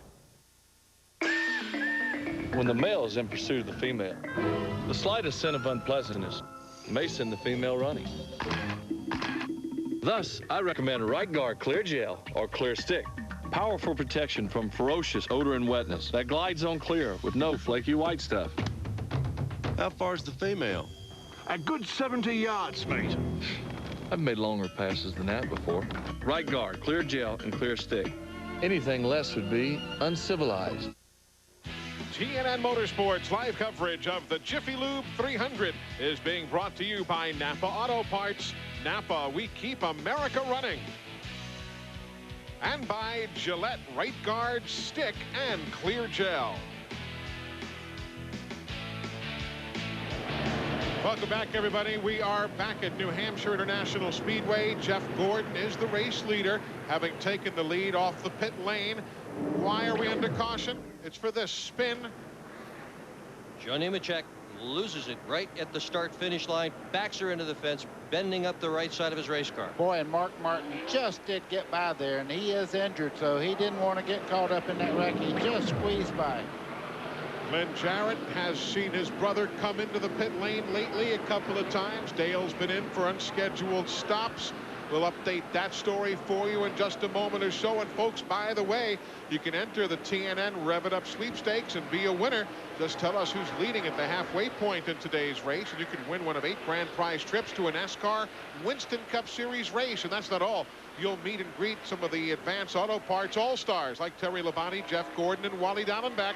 It's easy. Just go to your local participating Advance Auto Parts store for an official entry form, or send your name, age, address, phone number, and the answer on a postcard to the TNN Rev It Up Sweepstakes, TNN Station, Post Office Box 3582, Southbury, Connecticut 06488. Or if you'd like, you can enter online at country.com. And the entry deadline for trips to the New Hampshire 300 and the MBNA Gold 400 at Dover, that deadline is August the 29th. You can see they have all the fender fixed there on the 88. No problem anymore for our points leader. Right, he had the fender caved in on the Goodyear tire, but they've gotten that taken care of. And here we go back to green. Tony Stewart, don't do it. Now, you talk about bravery, folks. That's one right there to go bear hunting with the switch. Tony Stewart, I've watched him in midget, sprint cars, you name it, and he has to be the bravest young man I've ever watched in a race car of any kind. As close to a natural as we've seen in a long time. He, Jeff Gordon, the late Tim Richmond, a few others are just naturals. And it's one thing to be brave, it's another to get the job done. I mean, this guy will stick his nose into a place that you think there's no way that anybody could possibly do that. And you say, what courage? And then all of a sudden, he comes out with the spot, and the car is unbent. I wouldn't say that too quick. He stuck it nose right up under the 24, Jeff Gordon, as we were talking. Hey, this guy's a rookie. We're halfway into the season. He doesn't have a DNF this year. Look at this battle back in the field here, Eli. They're going at it wheel to wheel. Mike Skinner in the mix of that. That's 10th, 11th spot. Riding with Mike Skinner right now. He's got Steve Park ahead of him. The lapped machine. Chad Little, that John Deere green and yellow entry you see on the right. Look at how he skates it when he gets somewhat out of that groove. And all of them are waiting for the air pressure to build up in these tires to get exactly the Hamlin package that you want as Mike Skinner moves to the outside of Steve Park going into turn 3. Now with Kenny Irwin inside of Jerry Nadeau. Kenny went a lap down earlier. He's running in 28th spot.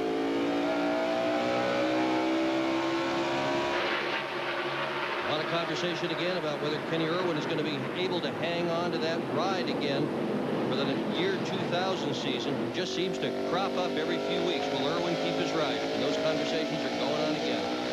Ward Burton working inside of Wally Dallenbach, and you've heard so many different names in the rumor mill.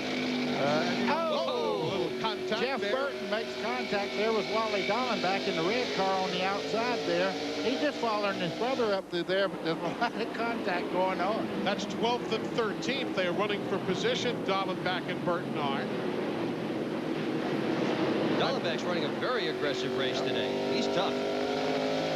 Jerry Nadeau in the 9 on the outside there, the yellow car. Bobby Labonte now has gotten by Tony Stewart. And Gordon pulling away just a little bit.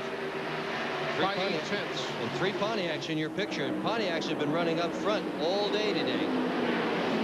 You know, you're watching something right now. There have probably been some changes made on some of these cars, and you can see Tony Stewart right now. I don't know whether the air pressure's down a little bit on his car right now, and it's not handling the suiting.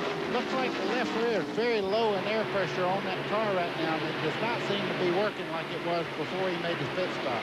How much will these guys compromise? How much air pressure will they run low, waiting for it to build up?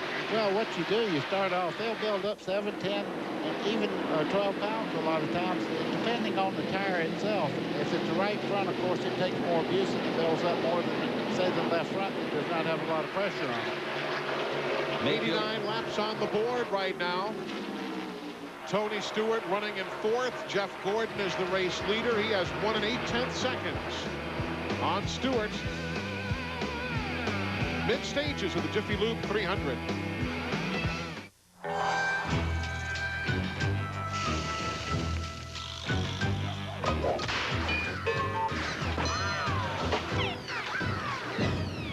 Maybe these'll help. Sunglasses? Like the ones Jim West wears in that new Wild Wild West movie.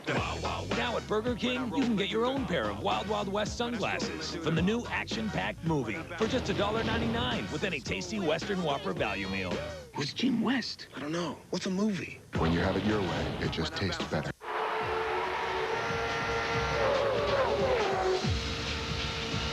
In the racing business, the right hardware at the right time can make the difference between winning and losing.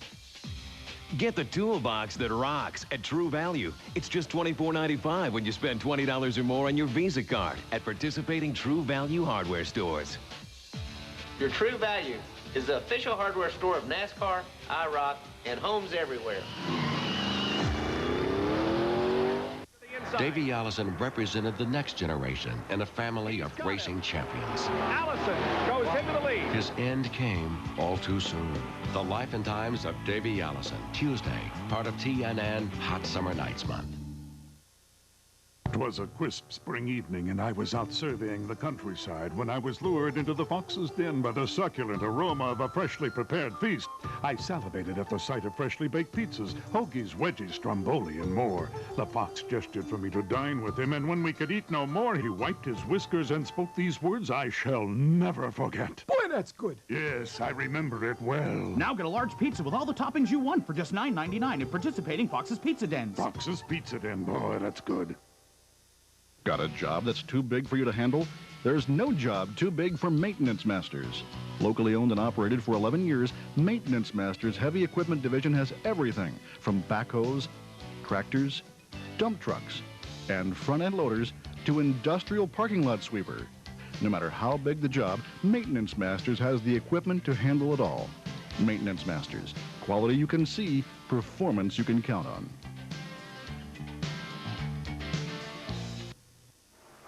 Welcome back, everybody, as we continue from New Hampshire International Speedway. TNN Motorsports Live with the Jiffy Lube 300. You're riding with Bobby Labonte. He is that distance down to the race leader, Jeff Gordon. It's about 0.3 of a second on the clock, about 6-8 car lengths at most. Looking rearward towards third place, that's John Andretti. He is 0.8 of a second behind Jeff Gordon. So the first, second, and third place runners, as you see right there, almost evenly spaced, one to the next, working through turns 3 and 4. We talked about Dale Jarrett before. There he is. He made a couple of pit stops at lap 80 and lap 81. And Ralph, when he restarted in 23rd, he's now picked up only a couple of spots, and he had that sheet metal problem. What's going on? Well, Eli, the sheet metal came from contact down on pit road. He's pitted right behind Michael Waltrip's number 7. They made contact trying to exit the pit, and it bent in the left front fender of the car, the 88, a little bit. So they had to bring him back in. Brad Parrott had to use a handheld roller to get it wedged up underneath between the tire and the fender. They roll the car forward and back a little bit. That helps push the sheet metal away from that tire so he can have enough space for the tire to move in there properly. Now, the 20 car of Tony Stewart, they made an air pressure adjustment on that machine. He was a little bit tight, so they loosened him up a little bit with a slight air pressure adjustment. Greg Zipadelli's been on the radio working back and forth with Tony. Tell him just hang in there, wait for it to come back around to you. Remember, we've been doing about 80 laps. Trouble. Jerry Nadeau spins in turn number 2. The leader has taken the caution. We are under yellow. Lap number 98, second time today for the yellow to fly as Jerry Nadeau spins in turns 1 and 2. And Mark Martin is just behind every one of these wrecks today. He's been very lucky to skim by. Next time that car or any car comes down on you like that.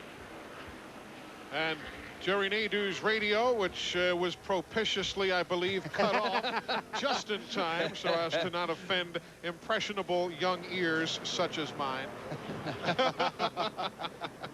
But Jerry Nadeau, you know, his career best finish was 8th at Talladega back in May. And he, as a native of Danbury, Connecticut, continues to call this his home racetrack. And he was hoping for a super run today, but may not be. But Jeff Gordon still showing the way. A lot of guys still in the hunt, a third of the way in. Okay, subcompact over here. Yeah. Bring that little honey right here. Just ease that little baby in.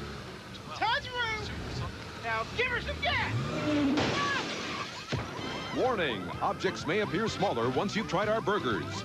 Denny's Colossal Major League Burgers. Good food and lots of it, starting at $3.99.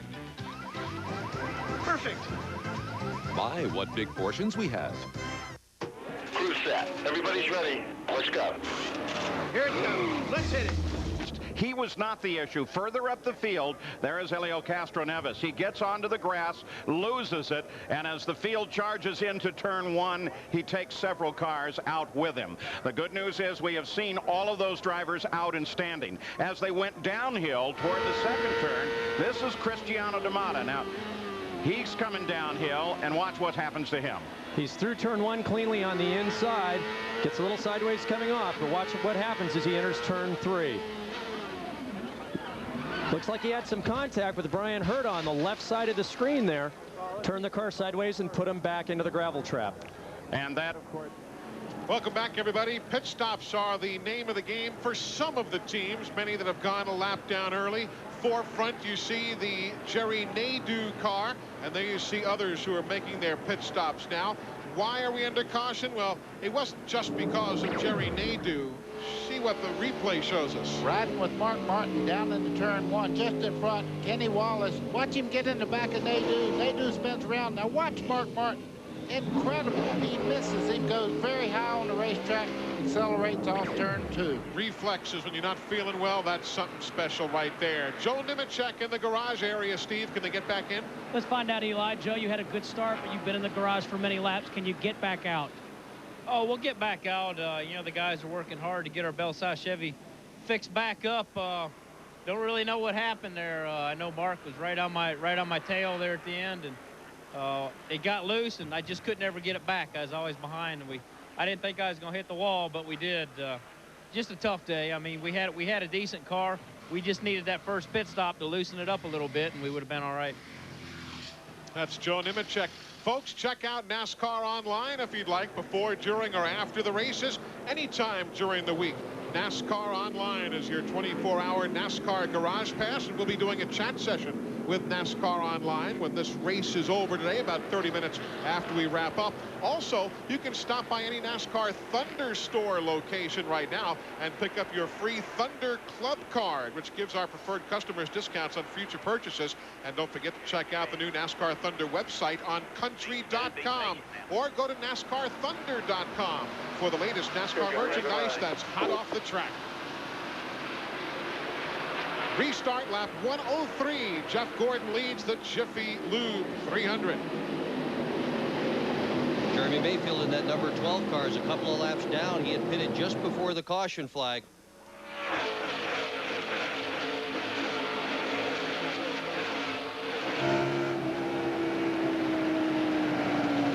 Riding with Dave Blaney. Second start of the year.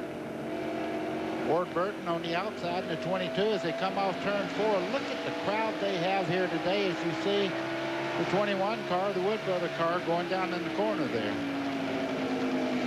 Elliott Sadler in 31st. He's a lap down. Wally Dallin back on the outside. He's in 11th. Oh! You want to use a telestrator on that, buddy? No. Wally said, coming through, and thanks for the room. Yeah. You're talking about this place being full, buddy. Let me tell you what, a ticket to the New Hampshire International Speedway Winston Cup races is about the toughest ticket that there is in all of New England. The races are traditionally sold out, and boy, I'll tell you, you can get yourself a lot of bribery done if you've got a couple extra tickets to one of these deals. Hey, yesterday, the Busch North and Modified doubleheader was sold out. They didn't open all the grandstand seats. They did not open the turn 3 and 4 grandstand, but everything else, the folks were shoehorned in here. Those are some of the best races you're going to see anywhere. The modifieds in particular are just terrific on this racetrack. Eli, I was talking about Tony Stewart a while ago and how he was doing on the racetrack. His car is set up for long runs. I know they made some tire adjustments on the car. Doctor and I were looking at the left rear tire, and it looked like it's compressed way down, but all of them are. He's making a run now towards the front again, and I think as we go along, you'll see Tony Stewart catching the leader again. There's the front three. The separation is 1 6/10 seconds. You see NASCAR timing and scoring brought to you in the upper left of your screen by MCI OnNet, your one connection to the world. Dale Jarrett in 18th spot, car number 88, right there in the middle of the screen. Now, he has to show a lot of patience right now. He has one of the quickest cars on the racetrack. You can see the back of the car jump out just a little bit. He got back in that power of that car. I told him this morning when I was setting the timing on that car, I said, I thought I heard it popping. They said, that's just raw power trying to get out of that thing. Well, he's doing big picture racing, no question about that. He was running in 5th spot and did the pit stops, had the problem with the left front fender, had to go back in again, came out in 23rd spot, lost a whole bunch of positions. He has got to be sure that as he works his way through traffic, he does no more damage to that race car. Top 5s are going to win a championship, and that's what he's looking for, the 1999 Winston Cup Championship. See how Rich Bickle has progressed, though Jarrett blows right by him. Jarrett with a 177-point lead atop the NASCAR Winston Cup standings.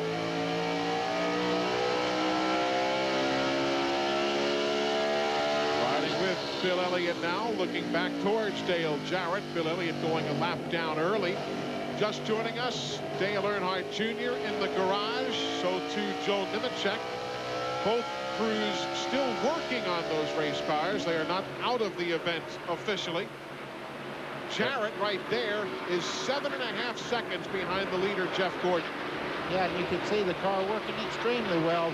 But, you know, with that much race car, when you get back in the pack, you have to be the caliber driver that Dale Jarrett is, not to go up there and maybe run in the back of a car because he won't get out of your way. They have a right to be out there, and he knows that. He'll use his time, move by on the straightaways, and do everything he can to get back up front and get track position again. If you're curious about the injured Mark Martin, he is in 21st position right now, where we get a look at Mark Martin. He's 10.5 seconds behind Jeff Gordon. How's he feeling? Well, Eli, the good news is, I talked to the crew, the good news is that he feels pretty good. He's not complaining of any pain, which is amazing. But the bad news is he's fighting a loose race car right now. So, again, he feels okay, but the car is fighting, or he is fighting, a loose race car. If you're a Joe Nemechek fan, he's back on the track 33 laps down. They have just wrapped up the repairs. Yeah, somebody's got into the back of Mark Martin's car. This is the camera takes a good picture of the blimp, but that's about all you can see out of it there as it looks skyward as it's been turned up because somebody else has got into the back of the Jarrett car. Yep, somebody gave the old camera a shot there. Back up front, Bobby Labonte's closing in on Gordon. Boy, sitting right there talking about Mark Martin, they call it a Jarrett car. I'm up to speed, huh? Believe it or not, we're all human. I read that somewhere. Look at this, Here we go for the lead, Bobby Labonte. He had the lead from lap 20 through 63, and he'll reassume it here and bring Andretti along with him in a second. Hey, John is having a terrific day today, isn't he? He has run up front all day long with Richard Petty's car. So Andretti very much in the hunt, but Glenn, Bobby Labonte just blew by them all. Yeah, Eli, I've been watching Bobby the last few laps, and when they made their pit stop around lap 80, the car had gotten a little loose. They were pretty concerned about it. They did put one round of bite in the car and tightened him up. Jimmy Maycar said the car should be good to go then and should be a little better on a long run. That's why he had let Tony Stewart get by him to begin with at the end of that run. The car had gotten a little loose. It's perfect now. Problems, caution, big problems. Turn 2, Martin is there. Kenny Irwin is there. Steve Park is there. And amazingly, everybody is back under power and moving away again. At one point, there were about 6 or 7 cars going in all sorts of directions off the number 2 corner. And we are under caution, lap number 114. Caution for the 3rd time today. We'll come back with replays and sort out exactly what took place. Bobby Labonte still leads the Jiffy Lube 300 under yellow here on TNN Motorsports. This summer, if you can dream it up, Sonic can put it in a cup. We've got hundreds of drink flavors you can mix and match, plus our 44-ounce Route 44 big drinks. Enough choices to let your dreams run wild. Sonic America's driving. Pep Boys knows how to give you a great deal on tires. They don't run specials on just one size. Pep Boys discounts every size in stock. That means all 35,000-mile tires are 4 for $99. And all 70,000-mile tires are 4 for only $169. Even top-of-the-line 80,000-mile touring tires, all sizes 4 for $199. Call it a bonanza, an extravaganza. It's how you save on tires. Pep Boys. Cars like us. People love us. This is a sport that brings families together. Most of the time, anyway. You're mine today, buddy. That rooster's crowing a little early this morning, isn't it?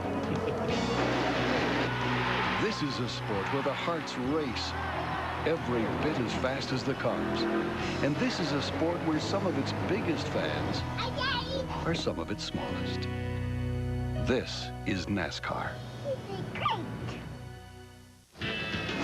Why are there so many Hershey's Kisses in every bag?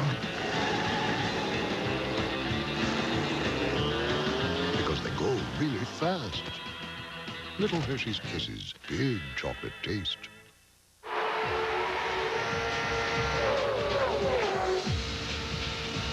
In the racing business, the right hardware at the right time can make the difference between winning and losing. Get the toolbox that rocks at True Value. It's just $24.95 when you spend $20 or more on your Visa card at participating True Value hardware stores. Your True Value is the official hardware store of NASCAR, IROC, and homes everywhere.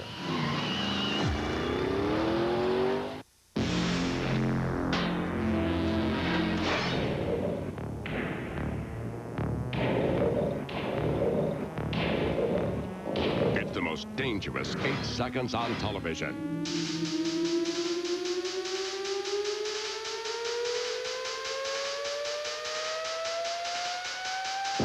Hang on. It's championship bull riding from Tunica, Mississippi. Tonight at 9 Eastern and Pacific on TNN.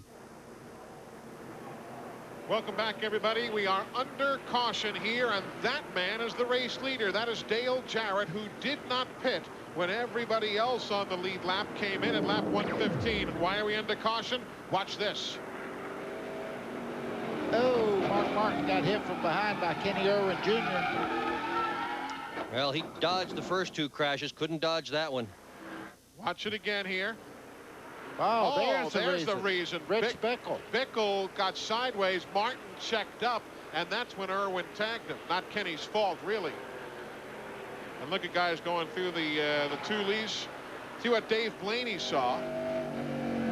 Watch Ernie Irvin here. He just makes a hard left that goes right by. Steve Parks spins.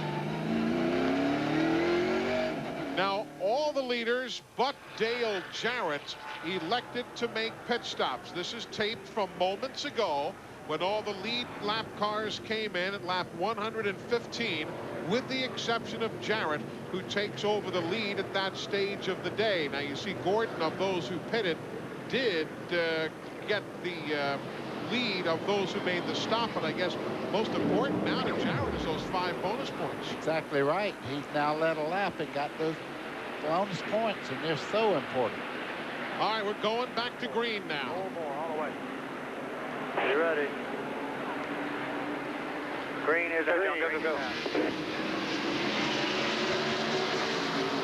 Bill Elliott tried to get one of his laps back, couldn't do it in the McDonald's car. Looked like everybody took just right side tires. This will be a good opportunity for him to test whether 2 tires will get the job done. Yeah, remember the 2 tire story here a year ago, Tiregate? Yeah. Don't go there. I think Ray Evernham and Jack Roush remember it as well. That's where folks went into the pit lane, and now they came out. And again, remember the wild card in that is that Jarrett did not pit. And Tony Stewart lost a few spots there also. He came in 4th and went out in 6th. Look at Skinner, and 8th to 21st. Yeah, and generally he has incredibly fast pit stops. You know, a car that's really made a comeback is the 2 car of Wallace. He's really running quite well right now and has moved by a lot of race cars, but his crew has been incredible on pit stops also. Glenn, some guys were quick at the pit lane, but others were not. Yeah, Eli, Jeff Gordon's guys cranked off another great pit stop, but they only changed right side tires. Same thing for Bobby Labonte. They only put on right. And I think that's one of the reasons that Dale Jarrett stayed out there, in addition to gaining the track position, was also because those guys were only going to take 2 tires. He didn't have as much to lose. Ralph? Well, for Tony Stewart, it was 2 tires and no adjustments to the car. They're pretty happy with That's it. Johnny Benson. No yellow. Oh, and others all get into it. Yep, Jeff Bodine is in it. Kenny Schrader. Schrader. Schrader's got a lot of damage to his car. He's trying to make it back around the pit road, but a lot of smoke coming out of the back of his car. Schrader crashed here last fall as well. This is going to be 2 in a row he's crashed. That car will not be back in action today, I don't think. The right front corner has a lot of damage to it. So Kenny Schrader with problems there. Johnny Benson spun as well. The beneficiary of the good news is Bill Elliott. He has gotten his lap back. He was able to get around the leaders, and Bill Elliott back on the lead lap in 24th spot. Eli, something's wrong with the 33. The right side of that car has oil all over it. As you can see there, the wheels are very, very shiny. A little bit of fire under the right front there. And there's a stream of oil. You see it right behind the car, folks, looking up towards the top of your screen. There's a stream of oil all the way down the pit lane. So this is not going to be the quickest of stops. You can see him using the fire equipment on the right front corner of that race car.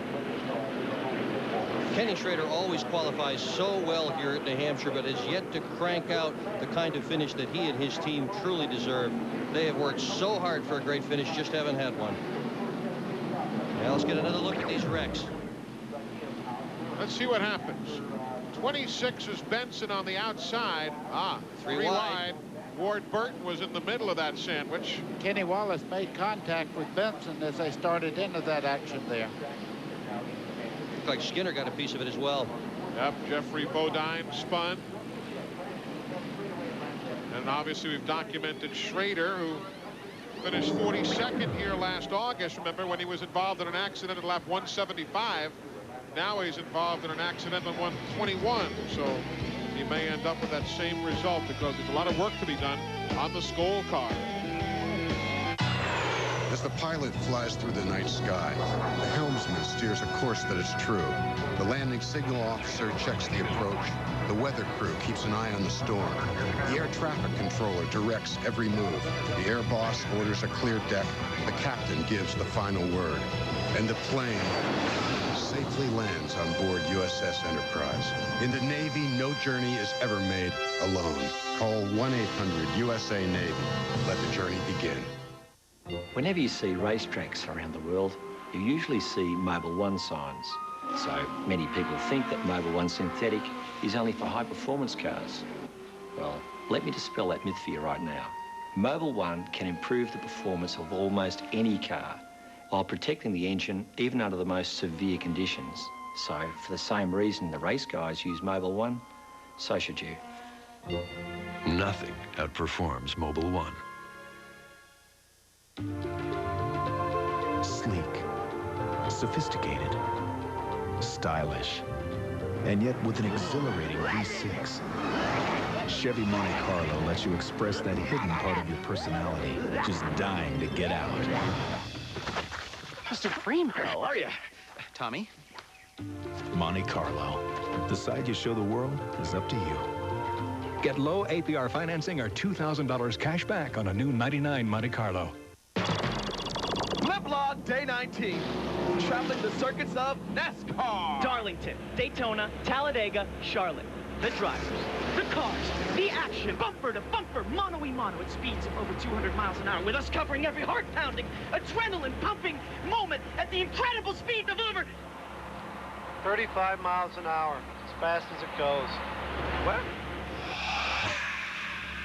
It's a good thing they keep going around in circles.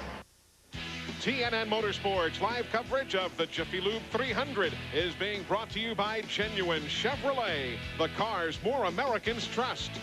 And by Brewery Fresh Budweiser, official beer of NASCAR. Hey, race fans, this Bud's for you. Welcome back, everybody. Glad to be here at New Hampshire International Speedway. It's going to be a lengthy caution. They have had to put so much speedy dry down that they are bringing the jet blower out to blow all the excess speedy dry aside. Look at those folks who's having a special day in 70-degree temperature here in New Hampshire. And you see all that speedy dry? That's just too much to have on the racetrack. So they're going to bring the jet blower out to blow it aside so we can get ourselves back to a clean racetrack.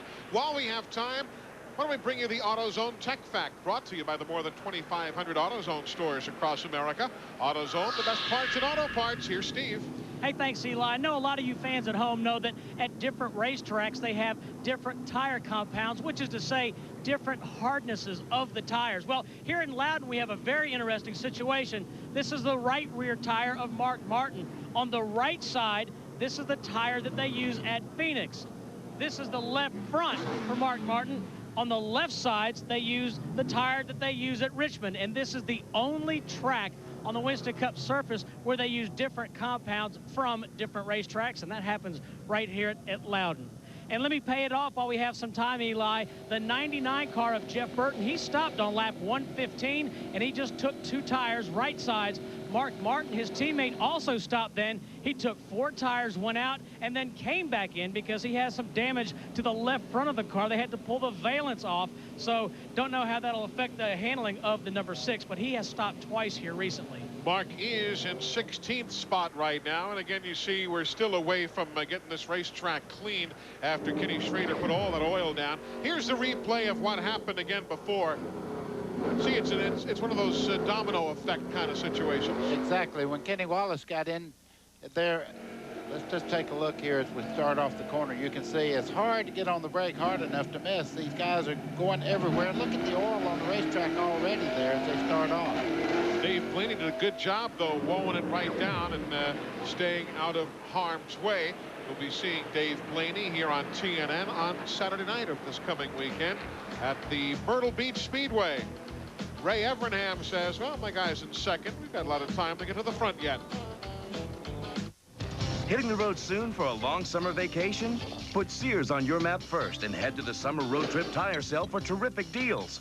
Get a 100,000-mile treadwear warranty on most sizes of the new Road Handler Voyager LX tire. Right now, save 10 to 25% on the Road Handler Voyager LX. The introductory sale is on now, and it's only at Sears. So make sure your road trip starts here. Sears, your smart stop for tires and batteries. If these windows could talk, they wouldn't tell you how Fleetwood craftsmen build each home by hand, but about favorite family dinners. And they might not mention our solid steel frames, but they'd tell you about pillow fights and pajamas.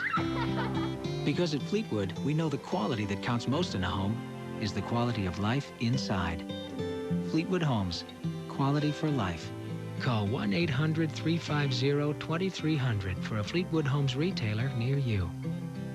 After we ran the last practice last night, the car was just a little bit too tight, so we decided to change the right rear spring and make some small... Sorry. The Myrtle Beach 250, Saturday on TNN.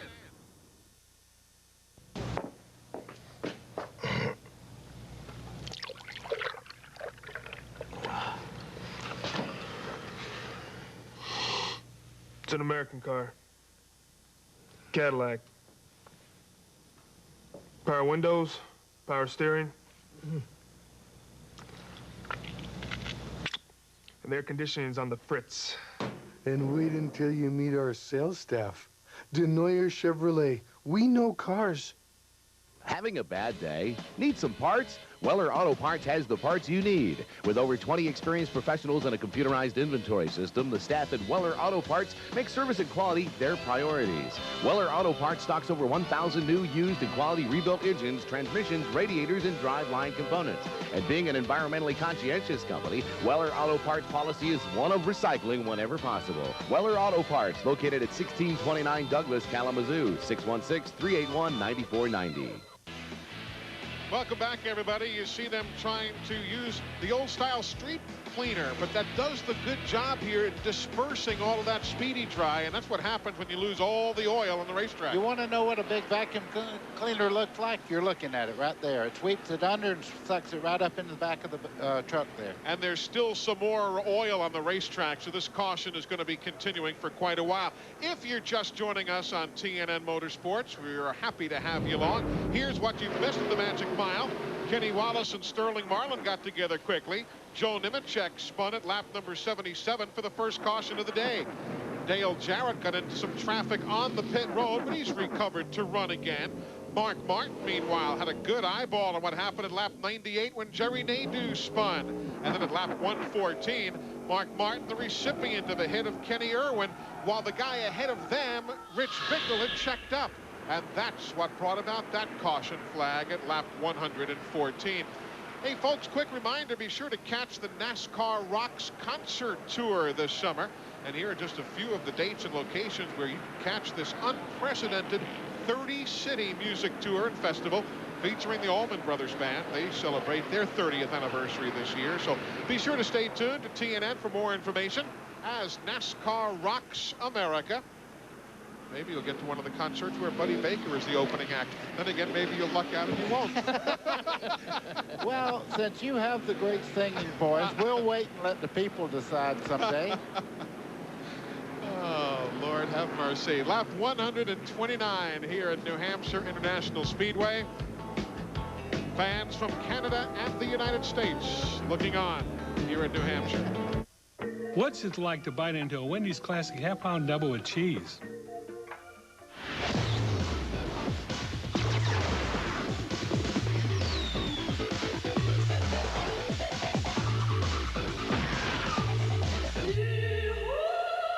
Man, this is weird.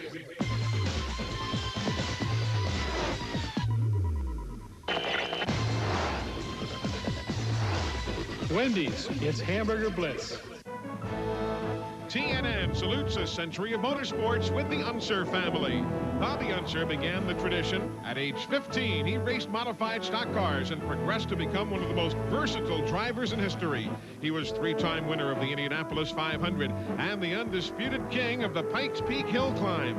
Al Unser Sr. followed his brother into racing and became one of the most dominating open-wheel drivers ever. A four-time winner of the Indianapolis 500, he ranks first in points earned and second in miles driven. In 1985, Al Sr. edged his son by 1 point to win his third IndyCar championship. Al Unser Jr. has become the biggest money winner of all time. Now, the next generation of Unsers are tearing up the track. Along with Al Jr., Johnny, and Robbie Unser, the family domination of open-wheel racing is continuing. For more on the century of motorsports, log on to country.com, your personal source for all things country. Haviland Formula 3 Motor Oil. Add more life to your car. Good morning, Mr. Clark. Morning, Tommy. Good morning, Mr. Clark. Morning, Tommy. Good morning, Mr. Clark. Morning, Tommy. Amazing. That car never ages. To help keep your car young, protect your engine with Haviland Formula 3 Motor Oil. Add more life to your car. I'll tell you, our hotel accommodations up here are beautiful, but the view out of the front window of the condo that our producer has on Lake Winnipesaukee was simply spectacular. We could not resist getting the camera going. That truly is Lake Winnipesaukee, one of the most famous resort areas up here in the New Hampshire area. Hey, folks, next Saturday night, TNN has another doubleheader for you. The NASCAR Busch Series and the Pennzoil World of Outlaws will be featured on a doubleheader. It all gets started with the Myrtle Beach 250, followed by the Mopar Kings Royal. That is next Saturday, starting at 9 Eastern, 6 Pacific, on TNN's Saturday night at the races. By the way, that's what it turned out to be yesterday in Nashville. Once you and Buddy and Dick, once you guys had to leave, they finally ran the NASCAR Craftsman Truck Series race last night. And our congratulations to Dennis Setzer.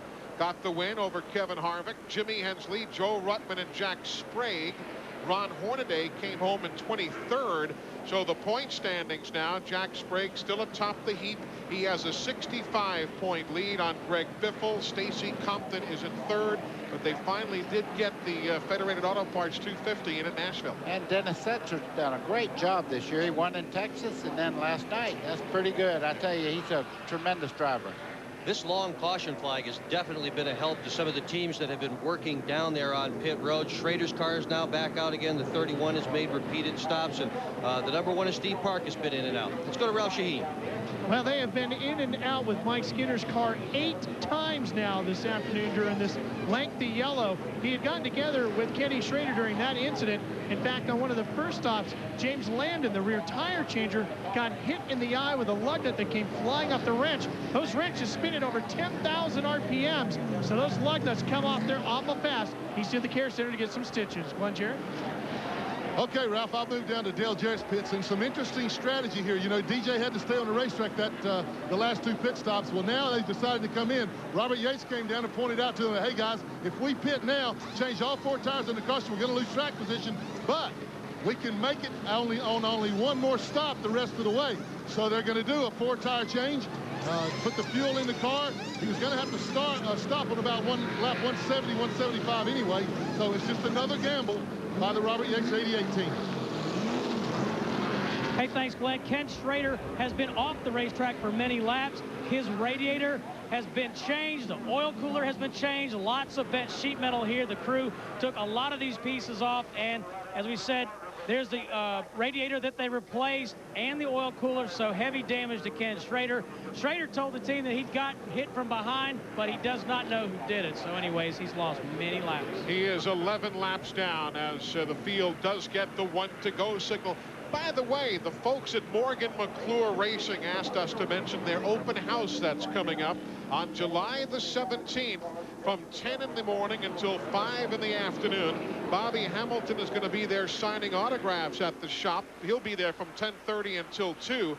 The Morgan McClure shops located off exit 22 of Interstate 81 in Abingdon, Virginia, and that's coming up on July the 17th. So if you're interested in seeing a NASCAR Winston Cup operation up close, that's a good chance to do so. Open house at Morgan McClure Racing. And that's a real first-class operation at that. They do things right at Morgan McClure. Getting set to go back to green in just about a half lap. Jeff Gordon, Bobby Labonte, John Andretti, then Rusty Wallace and Tony Stewart. You've got Dale Earnhardt restarting in 6th. Jeff Burton will restart 7th. He's up to 7. Kyle Petty is 8th. Running well is Ricky Craven. He'll restart in 9th. And Ward Burton will restart in 10th. Taking you a little further back, Wally Dallenbach will go from 11th. Kenny Wallace 12th. Terry Labonte 13th. Good run first time out. Hutch Strickland, he's in 14th. And Mark Martin is now running 15th as we get set to go back to green. Just 16 laps shy of halfway. Eli, they'll have to be extremely careful. Although they did a great job of cleaning up, there's still some oil dry out there. If you get out of the groove, I'm afraid you'd be in trouble right now.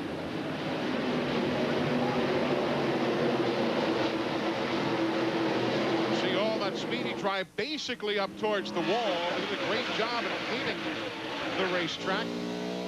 You see the dust flying as they start down the back straightaway into turn 3.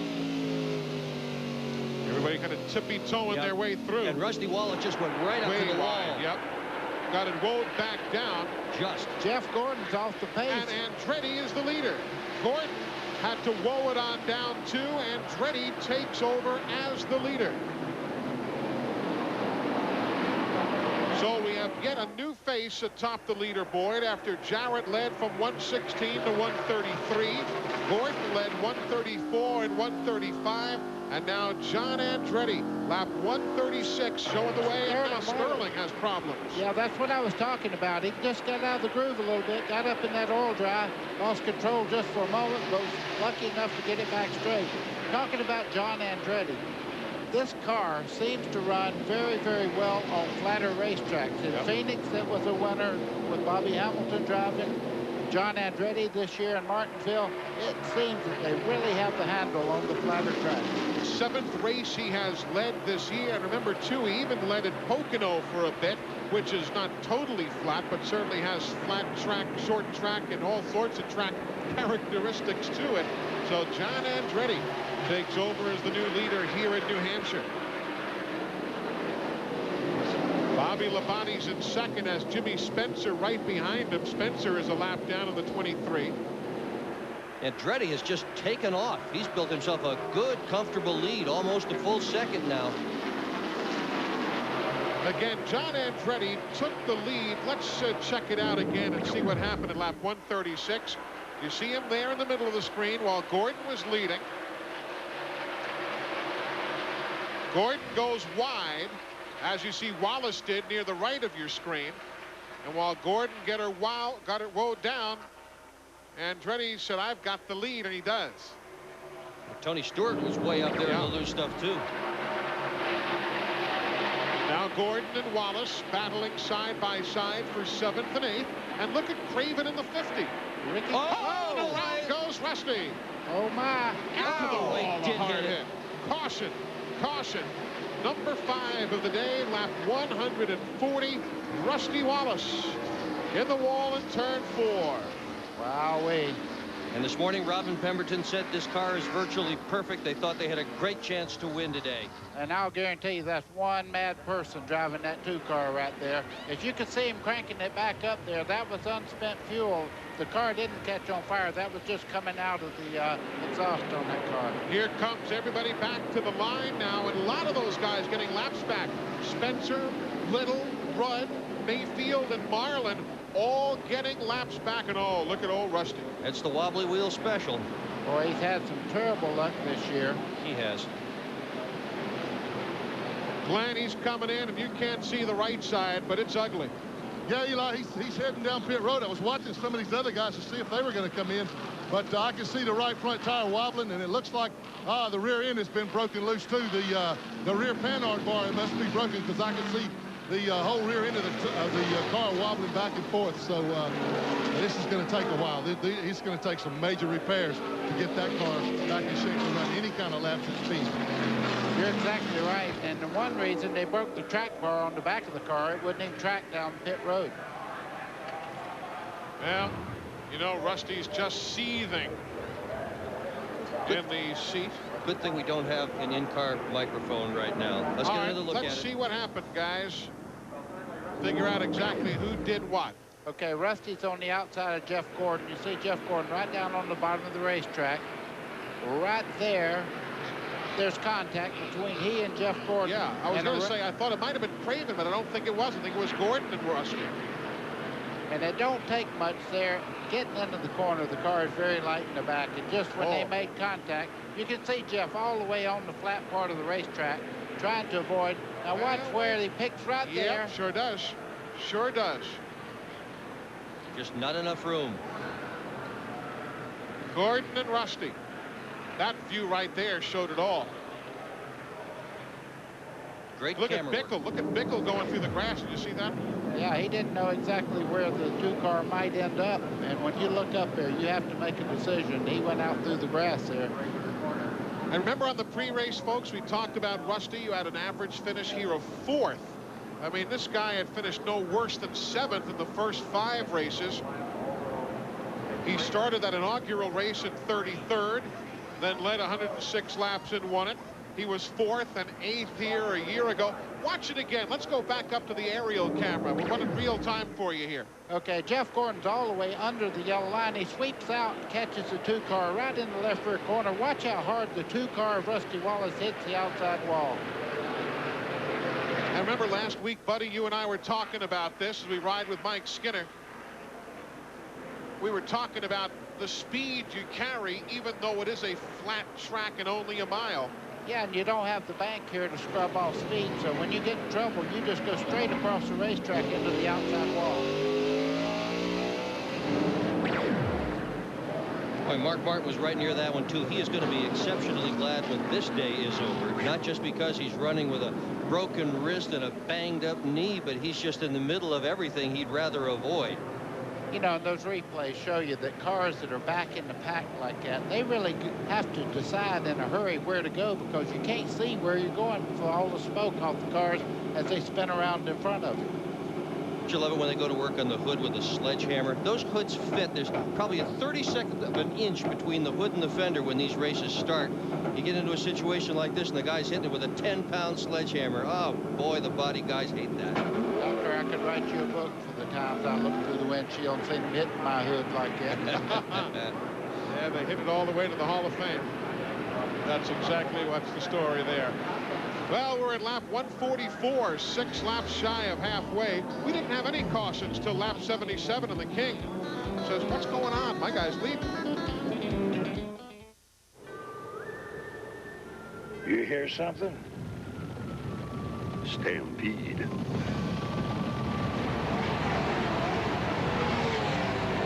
Must be the headphones.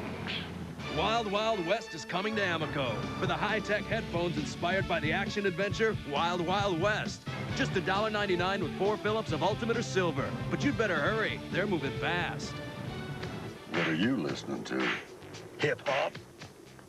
Want to color your gray beard or mustache and get a natural look? It's easy with Just for Men Gel. You look so natural, no one can tell with Just for Men Gel.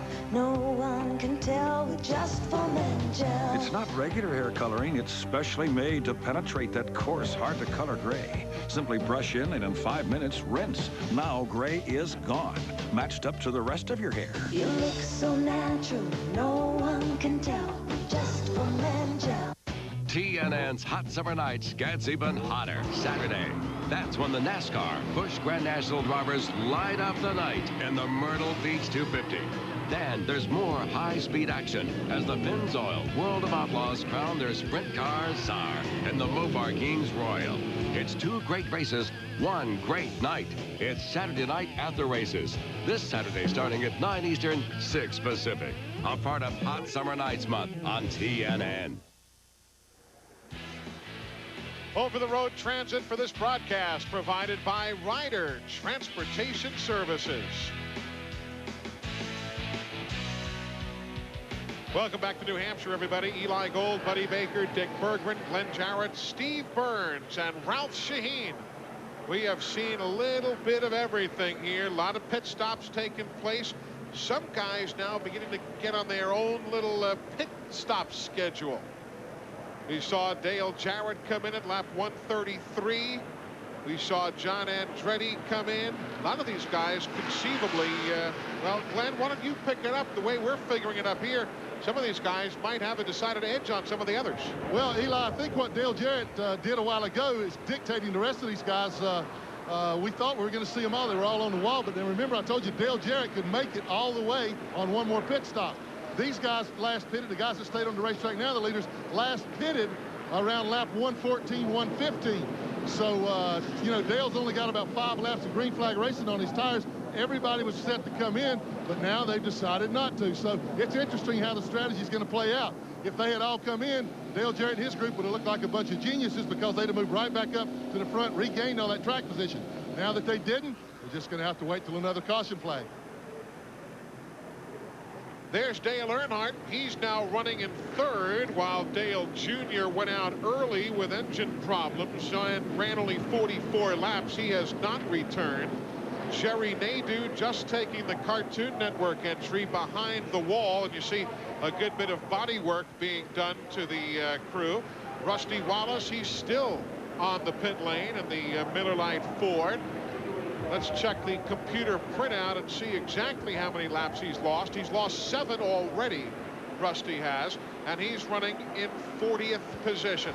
But that's the leader, Andretti. Everybody else just waiting as we go back to green shortly in New Hampshire.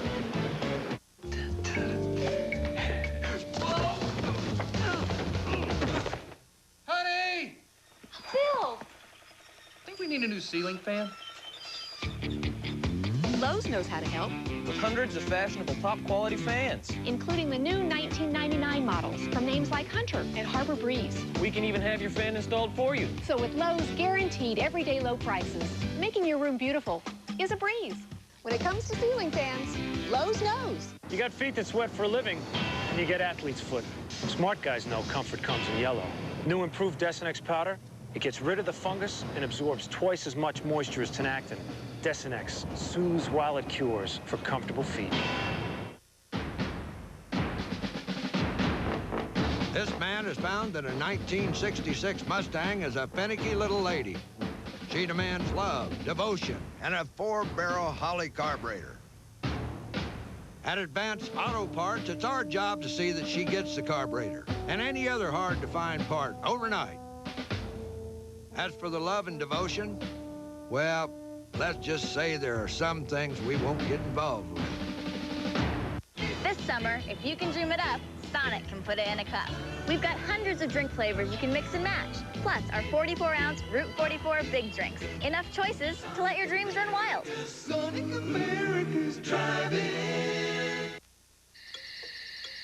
If you end up using anything but AC Delco parts in your car, who knows where you'll end up? AC Delco. If you're not asking for it, you're asking for it. You know, I always recommend AC Delco automotive parts to all my customers.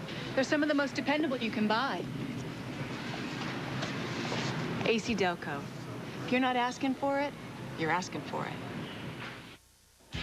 TNN Motorsports live coverage of the Jiffy Lube 300 from New Hampshire is being brought to you by Advance Auto Parts. The best part is our people. By Sonic, where we invite you to drive in for a change. And by AC Delco Automotive Parts. If you're not asking for it, you're asking for it. Green flag is in the air, the restart. The next time by will technically be the halfway lap. The completion of lap number 150 is when they award the Gatorade Front Runner Award, and we have the winner of the TNN Rev It Up Sweepstakes. Andretti holds the advantage. He's got some lapped cars around him. Rudd. Here comes Earnhardt. He's in position to try and make a run right here. Earnhardt gets good grip coming off the corner. John Andretti slips a little bit, but holds on to the lead. So Andretti is the race leader. And folks, if you are entering the TNN Rev It Up Sweepstakes, make sure you jot down the name of John Andretti as the race leader at the halfway point. Just send your name, age, address, phone number, and the answer, John Andretti, on a postcard to TNN Rev It Up Sweepstakes, TNN Station, Post Office Box 3582, Southbury, Connecticut 06488. Or if you'd like, enter right now online at country.com. Boy, the black hats were flying just a second ago as Earnhardt was trying to take the lead. Very quick in the part of the corner that I'm looking at, the center part. That's where you usually tell when a car is working pretty well. And right now, Dale Earnhardt is on the move. Well, he can spell that lead. When Earnhardt gets that close to the front in an automobile race, hang on, because he is going to take the lead almost certainly. Strong run today by Dale Earnhardt. Now, statistically, just because you lead it halfway doesn't mean you're going to take the win. This is the 18th race of the year. In 17 races this year, only 5 have been won by the driver leading it halfway. Yeah, Dick Trickle up under the 3 car there. He had to yield just a little bit to Dick Trickle as he comes up under Earnhardt in the 91 car there. That's that white and aqua number 91, Dick Trickle. And if you joined us late, he's got the Kodiak sponsorship from David Green's team on board as they failed to qualify. Earnhardt just lost second. Yeah, he's on the outside of the racetrack right now, and the handle on that car is not as good when the tires get hot. It looks like he's losing ground now in the inside line. Rusty Wallace back in the race. If you're keeping tabs, he's 13 laps down after that accident, but Rusty's on the track, and we're watching a great battle for second. And Kyle's in it too. And just behind him, Tony Stewart, and then Jeff Burton just behind him, and Jeff Gordon. 3 different lines getting ready to go into that first turn. You don't think the veterans are sick of seeing that yellow stripe on the back of that number 20 car of Tony Stewart? I think there's a bunch of them just love to rip that yellow stripe off. They've seen way too much of it this year. See the Napa Field summary Brought to you by Napa. We keep America running. Eli, look at Ricky Craven in that 50 car there. He's going by Jeff Burt right in the middle part of the corner. What a great run for him today. And Wally Dallin back in the top 10. It is a great run for Ricky Craven. This is surely his home track. He's won the pole here twice for Winston Cup Racing. This is a newly formed team. Many of the people on this team have little experience working together to do their pit stops. John Munson, the crew chief, having a great run today, but not as good as this guy. John Andretti leading here at New Hampshire. Rusty Wallace made one lap, and now he's parked it. He's taken the Miller Lite machine to the garage area. So Rusty joining Dale Earnhardt as the only retirees. Jerry Nadeau is some 12 laps down, but is just now returning to the wars as well. There you see Andretti putting Chad Little a lap down. There's Tony Stewart. Yeah, he's in fourth. How did he get there? Why?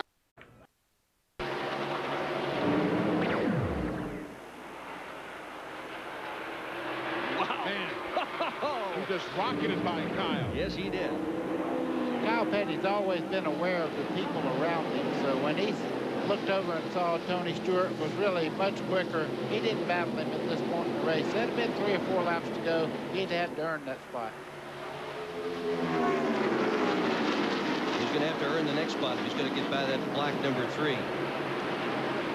23 cars on the lead lap right now. Hello, Mr. Earnhardt. 23 cars on the lead lap. Let's see what Tony Stewart can do. Bobby Labonte in the 18th there. See Tony Stewart. Tony Stewart just says, well, yeah, I'm the man too. Let's go at it. So far, so good in this battle. That's all for position, folks. That's 3rd, 4th, 5th, and 6th. Labonte in the green is 2nd, and you got Trickle ahead of him, not on the lead lap, nor is Ricky Rudd in that bright orange car you saw, the Tide ride. There goes Gordon around Kyle Petty. Tony Stewart going by the 3 right now, trying to get by him. You know that he's going to fight back as they go off the corner, though. Tony Stewart was able to make the move.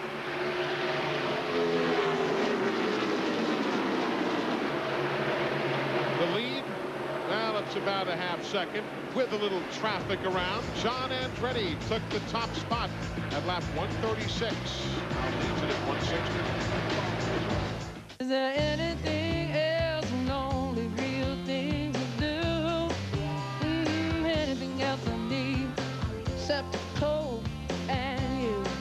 No, there's nothing else that'll do besides Coca-Cola. There's only you. Play Coca-Cola Red Hot Summer Days, and you can win great prizes all summer, including a new Ford Explorer XLT Sport. Drink in the summer. Drink Coca-Cola. This is the Firebird Trans Am. And it's very hungry.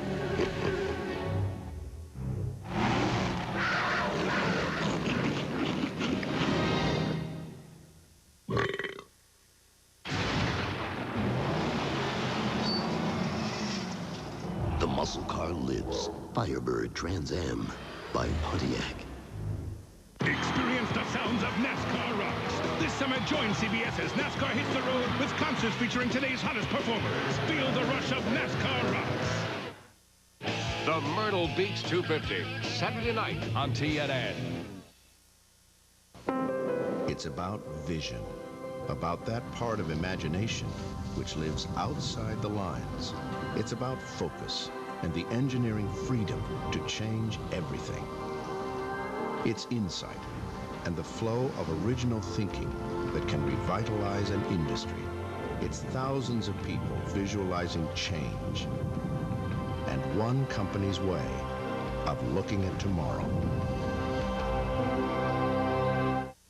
The only sports show that delivers more than the score is Real Sports. The best sports show on television. With the best reporters in the field, bring you a side of sports you won't see anywhere else. No other show hits controversy this hard. No other sports program digs this deep. See why the critics are hailing Real Sports as TV's best sports program. Real Sports with Brian Gumbel. Watch HBO on Cablevision. Welcome back, everybody. The deficit now is just a car length and a half. Andretti in the 43, and here comes Tony Stewart. He had an idea as he tries to grab the lead away, and Chad Little now again a lap down. Looks like one of the bump drafts in the modified race here yesterday. That won't be a real popular move if he happens to hook the King's car down the front straightaway and turns him, though, and him a lap down. We're at lap 165, 15 laps past halfway. We told you before that Rusty Wallace had made a lap, then he took his car to the garage area after being involved in the accident with Jeff Gordon at lap 140. Steve Burns has made his way to the garage. Eli, Rusty's sitting on the workbench here while the team works on the number 2 car. Rusty, what happened? Can you get back out? Yeah, we're going to try to get back out there, working on it right now to try to replace some of the parts to get some more points. But it was just on a restart, top of the racetrack. It's super dirty. About 1 lane out there on those restarts. And Gordon got under fender underneath me, and I got down into 3, tried to hold my line. I looked over, and I saw him down on apron. Kept holding my line right there, and he stayed on apron. And when I got off of 4, he was into my quarter panel. I was around, but it was a bad time to be racing because the track was so dirty, and I couldn't go any higher. If I went any higher, I was going to be out of the groove and up into the trash. So maybe what I should have done is just back out of the gas real early, let him go, get underneath him. I was just hoping he'd be a little bit more patient on the start. But, hey, that's racing. That's what happens. Rusty Wallace in the garage area, joining Dale Earnhardt Jr. there as well. There you see Labonte, then the lap car of Chad Little, the 97. Earnhardt, the black number 3. He's running 4th.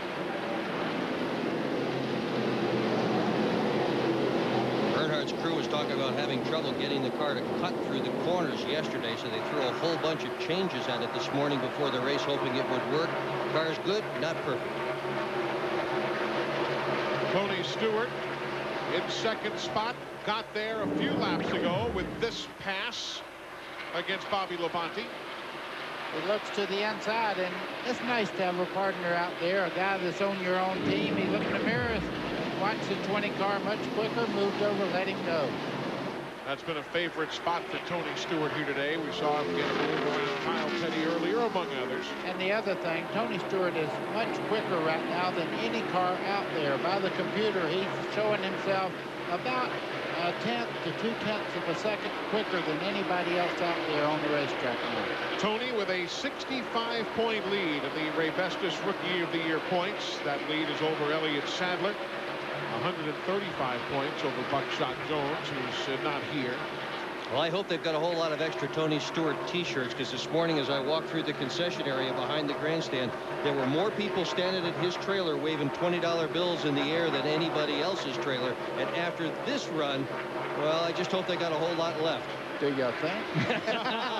Well, you know, Earnhardt's guys bring 2 to 3 trailers loaded with t-shirts and souvenirs to these things, and Stewart may have to do that too. That'll be 11th spot changing hands right there. Martin yielding to Dale Jarrett. So Jarrett takes 11th, and Martin, with whom we're riding, now back to 12th. Still yeoman's duty for Mark Martin. Gutsy stuff. I tried to drive a race car one time. I broke my left wrist running at Beach Ridge Speedway in Maine. Came back the next week with my left wrist in a cast. I made it about 6 laps and said, no way I can do this. And I was out for about 6 weeks. And how Martin is doing this is absolutely beyond me. I tried it. I couldn't. Not at all. See Sterling Marlin. Mark is, you know, and when the guy's beaten up like this, he has just found himself in the middle of all sorts of messes today. Yeah. Up front, the lead is dwindling. It's down to car lengths now instead of seconds, and Tony Stewart's car is just absolutely perfect. But you understand one thing about a good race car. In between the steering wheel and the back of that seat has to be a pretty good object too. And Tony Stewart never gives up. Every lap he runs as hard as that car will run. He led lap 64 through 76 earlier today.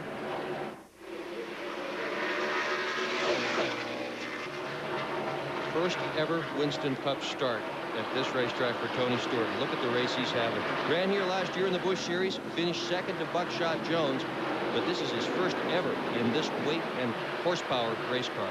I watched him when he was in Sonoma. He ran in top 3 out there and never been on a road course in one of these cars. I mean, he's incredibly talented, as you said earlier.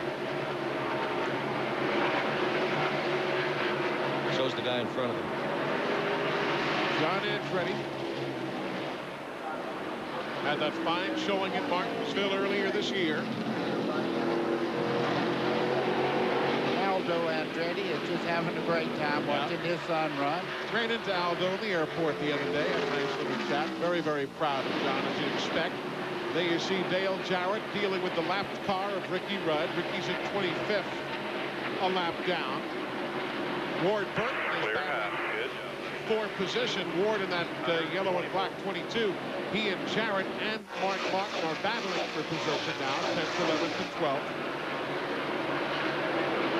Kind of thought Ricky Rudd might have a shot here today, extending that streak of his up towards 17 years with at least one win, but Ricky's a lap down at this stage of the day, and there goes Earnhardt losing a spot. That'll be 4th. That changes hands as Gordon goes by him.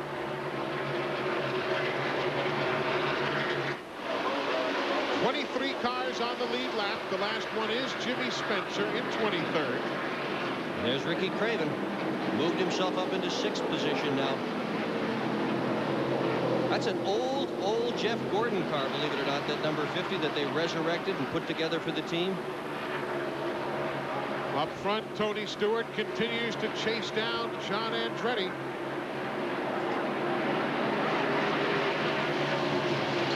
Other notables, Kyle in 7, Wally Dallin back in the top 10 as well. Terry Labonte 13th, Kenny Wallace 14th. You see them all up there in the upper left-hand corner of the screen. What's the song? It's just a matter of time. Right, well, it was for Burton. He made the move around Kyle right there. Picks up 7th position.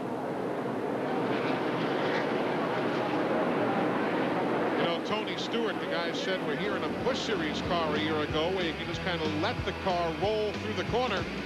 Winston Cup car, you got to drive it through. He's done it to 2nd. Filtration, particle trapping, is a lot more complex than people think. Here we go. Now, let's say Mr. Schrader here was a 10-micron particle. Now, if Mr. Schrader were to try to get through a Purolator filter, it would be as if he were a running back trying to run through a briar patch 3 football fields long without getting snagged. No way. Now you know why every Purolator filter has more pleats and depth than other brands. I think they get your point. Pure oil now, pure oil later, Purolator. Sleek, sophisticated, stylish, and yet with an exhilarating V6. Chevy Monte Carlo lets you express that hidden part of your personality, just dying to get out. Mr. Freeman. How are you? Tommy? Monte Carlo. The side you show the world is up to you. Get low APR financing or $2,000 cash back on a new 99 Monte Carlo. Hi, I'm Jeff Burton with an exciting message for NASCAR fans. Buy any Exide NASCAR Select product and get a Motorola pager free. It's a great way to enter the Exide NASCAR Select 99 sweepstakes. Every month you'll be paged with another chance to win cool prizes. You could even win $50,000 and be an honorary member of the Exide Racing Team Pit Crew for the first race of the next century. Look for details wherever Exide NASCAR Select is sold. Oh, wait, man, I gotta find the phone. Okay, subcompact, over here. Yeah. Bring that little honey right here. Just ease that little baby in. Touch room. Now give her some gas. Warning, objects may appear smaller once you've tried our burgers. Denny's Colossal Major League Burgers. Good food and lots of it, starting at $3.99. Perfect. My, what big portions we have. Drivers, race teams, and race fans, the 99 Team Simpson Racing Catalog is now available. For more information, call 1-800-71-RACIN or visit the Simpson website at simpsonraceproducts.com and join Team Simpson today. Mack Trucks are furnished by Clement Chevy Mack Sales. For all your truck and tractor needs, call Clement at 1-800-369-MACK. Winnebago Industries, the official motorhome of TNN Motorsports. For information on Winnebago Industries products or the Winnebago Motorsports team, call 1-800-643-4892. The battle for the lead continues here at New Hampshire. The Jiffy Lube 300.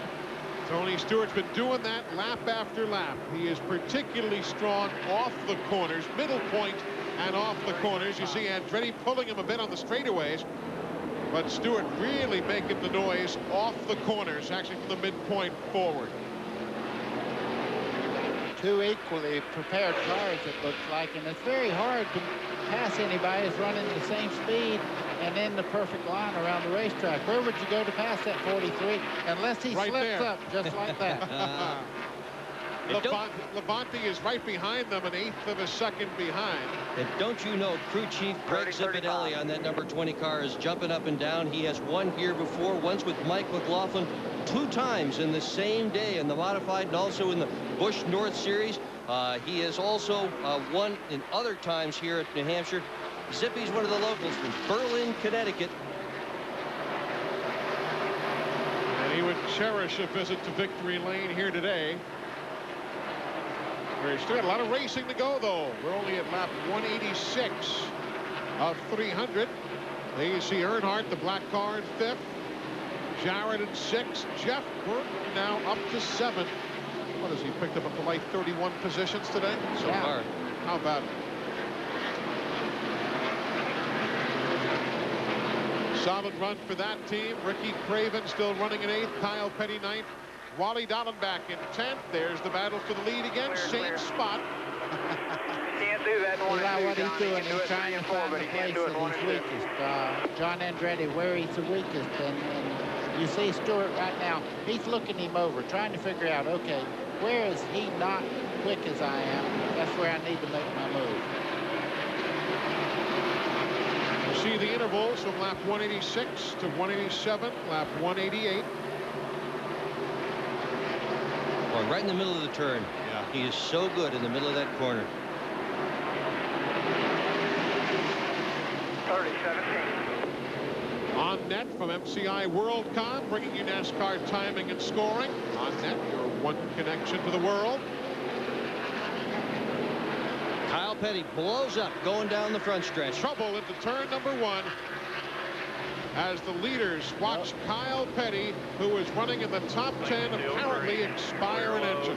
No caution yet, and the flagman says he didn't see any oil on the racetrack. Boy, that's a heartbreaker. Kyle could have had himself a good, solid top 5 finish. He's taking one of the escape roads down the back straightaway. That's part of the road course that they have here at New Hampshire International. And we do stay under green.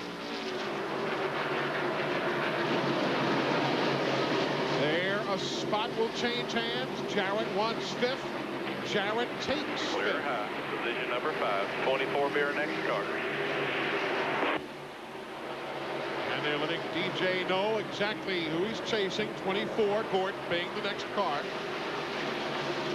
Earnhardt's car is about 1 round of bite or 1 round out of being just about what he needs. The car is not sticking properly, and he looks like he's moving out the center part of the corner, and it's just enough that these cars are getting by him and moving him back in the field. They're going to have at least one more pit stop to adjust all of these cars, and everybody's going to try to adjust them in. Some will make a mistake, go the wrong way. Earnhardt's guys have a ton of experience at getting these cars right as the race goes on. It's been an interesting race in that we went 77 laps without a caution. Then in the next 70 laps, we had a total of 5 cautions. Here goes Burton and Earnhardt. That's for 6th. Doctor, you can see right in the center of the corner, Earnhardt could not keep his car down, and Jeff Burton just went right by him. Now he runs up on him in the center part of the corner, following him in. But look at Ricky Craven just behind him there, actually moving in on Earnhardt. A lot of people wondered about Ricky Craven, whether he really still had it or not. He sure looks good here today at New Hampshire. Trouble, that is Dave Blaney, turn 4, running in 29th spot.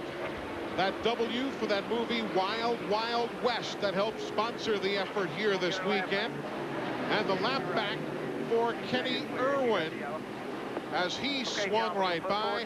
And there is Blaney, who rumples up the Amoco Ultimate number 93 with that spin in turn number 4. It happened at lap number 194 in the corner. Let's watch it. Blaney's third in line.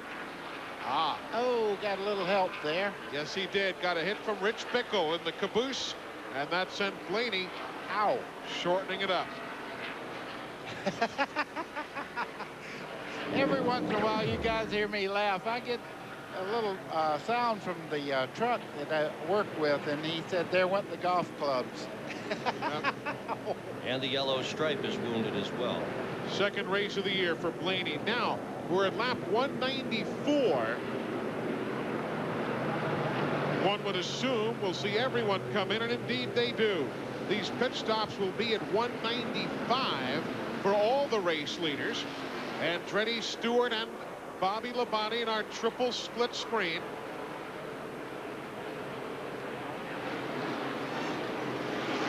Finding their tachometers. Stop in the box.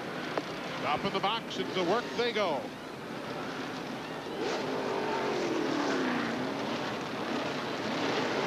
All routine. Looks like Stewart's bunch has the quicker stop going. You saw his guys run to the left of the car, and indeed they do. Zippy and the boys. Go, go, go, go, go, go. Get right, beat the 18. Good job. How about it? By a half-second on Labonte. Good work for Tony Stewart's bunch. So it'll be Stewart, Jarrett, Andretti, Earnhardt, and Bobby Labonte, then Gordon and Burton in that order among those lead cars first off the pit lane. The King says, well, we lost the lead, but we can get it back. Pep Boys knows how to give you a great deal on tires. They don't run specials on just one size. Pep Boys discounts every size in stock. That means all 35,000-mile tires are 4 for $99.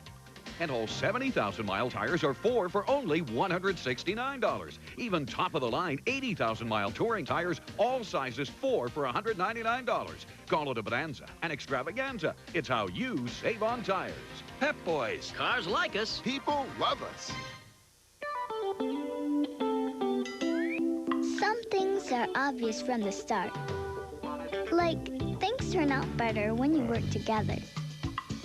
That's why the UAW International Union and General Motors Corporation got together to create programs to improve skills and safety, to educate, to promote teamwork and build better quality cars and trucks. Assembly line to finish line. Teamwork wins. TNN's Hot Summer Nights gets even hotter Saturday. That's when the NASCAR Busch Grand National drivers light up the night in the Myrtle Beach 250. Then there's more high-speed action as the Pennzoil World of Outlaws crown their sprint car czar and the Mopar Kings Royal. It's 2 great races, 1 great night. It's Saturday night at the races. This Saturday starting at 9 Eastern, 6 Pacific. A part of Hot Summer Nights Month on TNN. And we're back at Loudon. Pit stops have just been completed by the leaders. John Andretti came in first. They changed 4 tires, put in fuel. Had a little trouble on the left side. He came out in 3rd position. Bobby Labonte came in and changed 4 tires and fueled up also. But he's got a problem. He's losing voltage in the car. They're going to have to check to see what the problem is. They've already turned off most of the switches. Ralph? Glenn, they came in on Tony Stewart. They went up a little bit on the track bar, looking to give him some help up the center of the corner. They had a great stop. 15.72. Tony radioed back in, said, did I come out first? The crew said, we sure did. He said, man, you guys are on it today. Now if the driver can just do his job, he said, maybe we can get somewhere. The 3 car, they had an awesome stop as well. They clicked off a big one, and they took on 4 tires and fuel, came in 6th, went out 4th.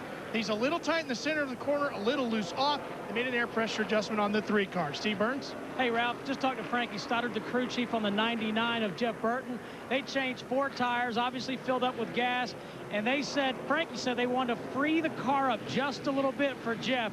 And as we've been following them all day long, started in 38th, now up to 7th. So those are the fellows moving forward. Ricky Craven came in 8th, and he is now 12th. So he lost 4 spots on that pit stop sequence. And Hut Strickland's team have the hood up. They have now pushed the car to the garage area. So Hut will join Dale Earnhardt Jr., Rusty Wallace, and Kyle Petty as one of only 4 retirees, and Dave Blaney as well now, making it 5 as we are in the middle stages of the Jiffy Lube 300. That's where everybody has positioned right now after the pit stops, but it's Tony Stewart who has taken the lead here at lap number 195. He went by Bobby Labonte in lap number 64 to take the lead for the first time today, and then lost the lead during the pit stop sequence when at lap 77 everybody stopped. Then he blew right by Bobby Labonte again to grab second spot behind John Andretti, and then the pit crew doing the job at lap 195 as Tony Stewart is now leading the Jiffy Lube 300. You know, it's going to be interesting when we go back to green, because Tony Stewart has not had a fast car until about 10 laps into the run. So will he be able to hold on to the lead? 1 lap to go before we return to green. Time now for a pit update. Lowe's presenting the Lowe's Nose Home Improvement Warehouse update. Here's Ralph.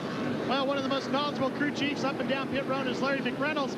Larry, where are we in the race now strategy-wise as a crew chief overviewing this race? How do you see it playing out from here? Well, at track position, I just told Mike Skinner he can scream loose, he can scream push, but I know for sure he's got the left sides that he's going to finish the race on. Track position, you can't pass, and it happened to us a while ago. We tried to take some bite out of top 5 or 6 car. Wedgren got left in. We had to bring him back in, get it out. We're back in the back of the pack. They spin in front of him, nowhere to go. So track position, we saw it yesterday, and it's been that way for 7 years here. Eli, one quick note with this crew as well. Remember, their one crew member got hurt on that one pit stop. He took 11 stitches. He's back out here working again. Well, that is certainly good news right there. You hate to see any kind of injuries on the pit lane. They have put the caution out one more time, and we are going to be getting 1 to go yet again. So 1 more lap, Glenn, before we get back to work. Yeah, Eli, and you know, it wouldn't surprise me maybe to see a couple of guys come down pit road, top off their fuel tanks. This caution flag and thus these pit stops came just a couple of laps early. I've polled John Andretti, Bobby Labonte, Jeff Gordon, and Dale Jarrett's crews, and they all tell me that they cannot make it the rest of the way on fuel. They will need to stop with about 8 or 10 laps left. Steve? Hey, thanks, Glenn, with Kyle Petty. Kyle, you had a fantastic run going. Things still smoking. What happened? We burned a gear, I guess. Something flew off and knocked the belt off the gear or something. I don't know. You know, we were pretty decent. It began to get a little bit slow right there, but it was hard to tell whether it was getting slow or not, because Chad Little and a bunch of them lap cars was up there running 8 wide, and they were holding up the lead pack, so you couldn't tell what it was doing. I couldn't tell whether it was me or somebody else, but all of a sudden, as I come up off 2 over there, it slowed down a lot. Then by the time I come up off 4, I just pulled over, and the thing came off of it. Okay, we're getting ready to go green. We are getting ready to go green. The flag man, Jimmy Howell. His dad, Roy, is having open heart surgery on Tuesday, having bypass surgery in Winston-Salem. He said, Dad, we're thinking of you here, so we extend those thoughts to Roy Howell, Jimmy's dad, and we are back to work at lap 201.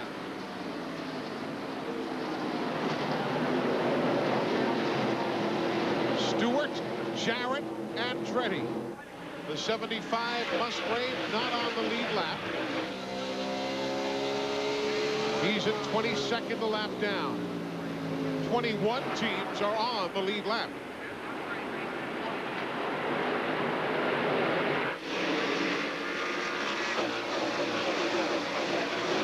You know, Eli, we were just riding with Mark Martin down the back straightaway. With all the things that's happened to him today, he's been just behind several wrecks.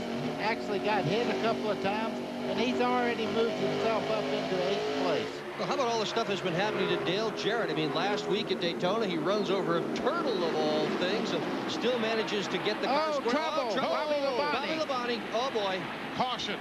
Caution with Labonte running 4th. Earnhardt's down on the apron of the racetrack.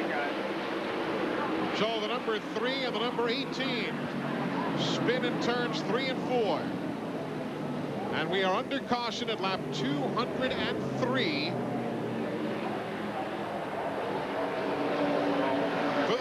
4th time today. A little more physical than most Loudon races. This is a rough one, isn't it? It really is. Yep. You saw Bobby Labonte was beginning to unhook, and there he is climbing out of the... oh, boy, he's hot, too. You can tell that. He jumped out of the car. He's looking on the right side. He wanted to look over the damage. Maybe he's not as mad as he wanted to see if the car could continue. Well, he's right in this championship hunt as well, and a situation like this could be a real problem for Bobby Labonte, who has finished all the races this year. He's second in points, 177 down. Look at Bobby under the hood, checking on the damage. He'll report on the radio, I would assume, maybe, to hook it back up on the radio and tell Jimmy Maycar and the boys what they need to do. That's just what he's doing. He's also helped the record guys out a little bit. They can just back right up, hook onto it. He doesn't want to lose any more laps than he absolutely has to. There's Dale Earnhardt. He is coming into the pits to make a stop here. It'll be at lap 204. Ernie Irvin is in, Jeffrey Bodine, Earnhardt, as we mentioned. Ralph's down there. He's coming down pit road right now, Eli, about 4,800 RPM. He'll come to a stop in his pit box, and the crew goes to work on the right side of the car. They're going to take 2 tires, work on it a little bit, come back around. They're going to come back in the next time and take 2 more on the left side. So they're going to take a look at the right side of the body, try to make sure all the sheet metal is pulled away from the tires. They'll send him back out, and then they'll come back in and do the same thing to the left side of the car. All right, so what happened up there? Bobby Labonte walking in. Let's take another look. Okay, Bobby Labonte on the bottom part of the racetrack. Chad Little on the outside there. Oh, the back just flies out from under him. Saw Earnhardt begin to fishtail 2 to the outside of Sterling. Watch it again. Car breaks loose. Earnhardt turns it hard to avoid. Oh, look at Bobby Hamilton. Look at, boy, Rick Mast. A lot of guys doing great. That's why you're happy when you're on the racetrack with the best drivers in the world, when you sit broadside like that. The longest walk in sports. And one of the best rides in sports. And the best fans in sports. I've been everywhere, man. Across the deserts bare, man. If the technology in SuperGuard motor oil can protect these high-performance engines, imagine how it'll perform in your new Ford Taurus SHO. Visit our website, Citgo.com, and you could win a 1999 Ford Taurus SHO or one of 500 other valuable prizes when you play the SuperGuard Online 500 Racing Challenge. Register to win at Citgo.com. I've been everywhere. If these walls could talk, they wouldn't tell you about the quality wood Fleetwood craftsmen use, but about 6-year-olds making s'mores for the first time. And they might not mention our brand name appliances, but they would tell you of surprise birthday parties.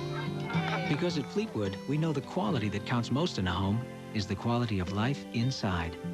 Fleetwood Homes, quality for life. Call 1-800-350-2300 for a Fleetwood Homes retailer near you. While there are a lot of places where people buy parts for their car, the fact is more people choose AutoZone than any other. It's because we're the largest auto parts retailer in America, and they save money with our everyday low price. It's because more often than not, we have the parts they need in stock. And it's because we're the only place where they'll find a battery that's backed by a 3-year free replacement guarantee. Which is why we say there's just no place better than AutoZone.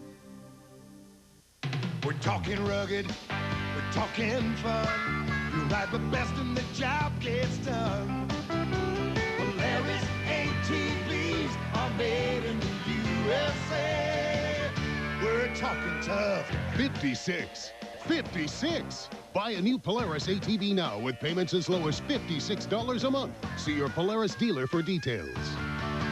Polaris ATVs, we're talking tough.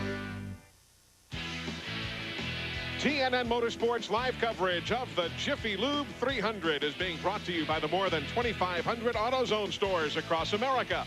AutoZone, the best parts in auto parts. And by Polaris ATVs. If you're going to ride, ride the best Polaris. Back with you here at New Hampshire International Speedway. That is Michael Waltrip, and the reason we zero in on him is because he, along with a couple of other guys, have made some pivotal pit stops. We'll update that story in a second, but first, Bobby Labonte has walked out of the infield care center. Steve? Eli, he has just walked out. Talking to some other folks here in the media. Bobby, what happened? Okay, we're racing kind of hard going into 3, I reckon, and got on the inside of a lap car and got in there real hard. And, got around for me. I don't know what happened, but just one of those deals, and it's the way it goes. Are you going to be able to get back out? Oh, I don't know. We're going to try our best. You know, just a shame. Interstate Pontiac ran good all day. You know, just a shame that it happened, but things like that are going to happen here. So Bobby Labonte very stoic in his assessment of what may well have ended his day.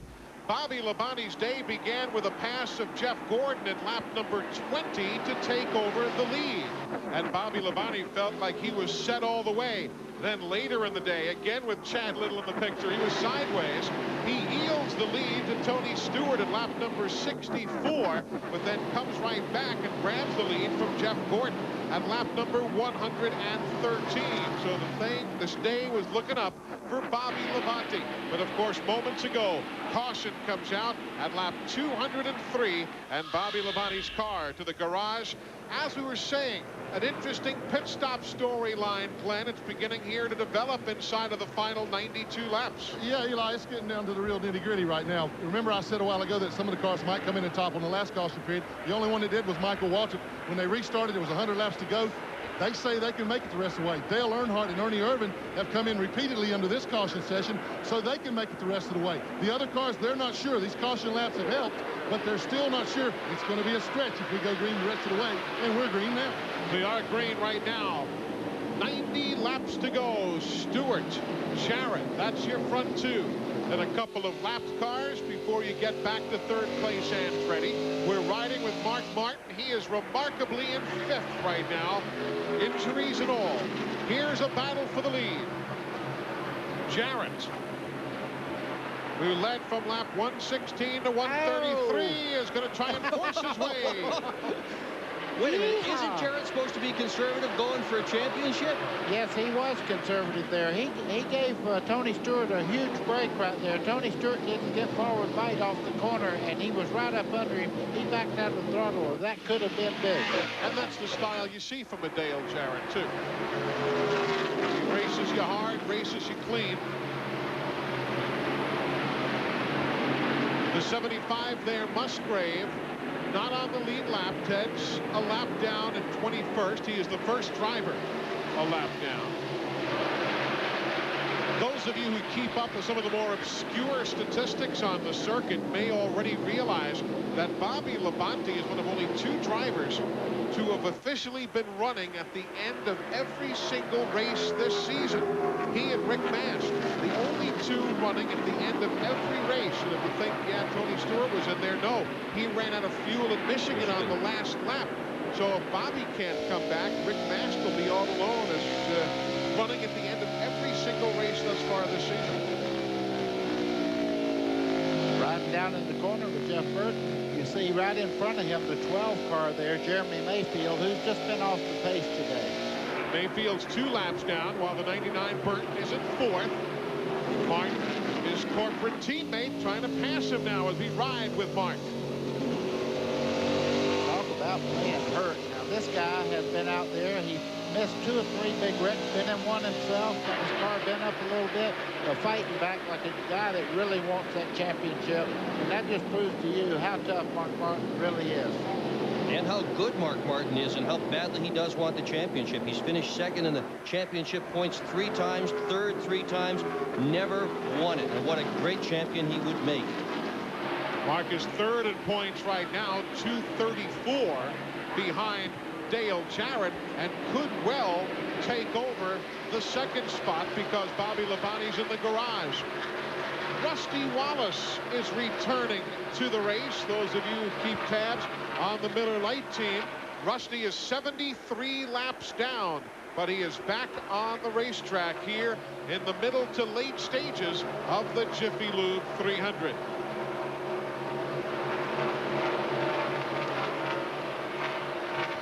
The lead belongs to Tony Stewart. But there's a lot of racing yet to go.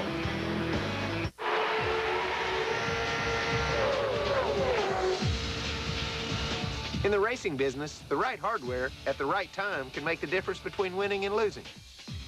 Get the toolbox that rocks at True Value. It's just $24.95 when you spend $20 or more on your Visa card at participating True Value hardware stores.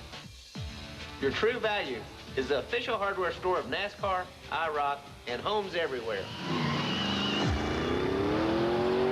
We're back with WCW. Goldberg's in trouble. Ming to the throat. Back he goes to the turnbuckle. Into the gut. But Goldberg rebounds with a headbutt.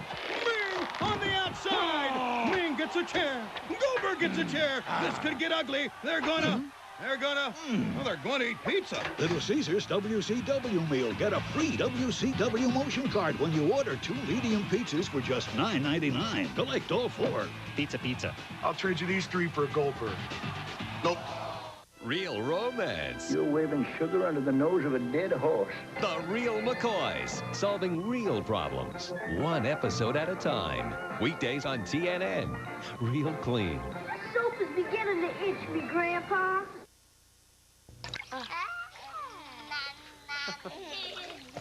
The Johnson boys can't seem to contain their excitement. Their parents just bought a family car at Denoyer Chevrolet and got a great deal and received lots of personal attention.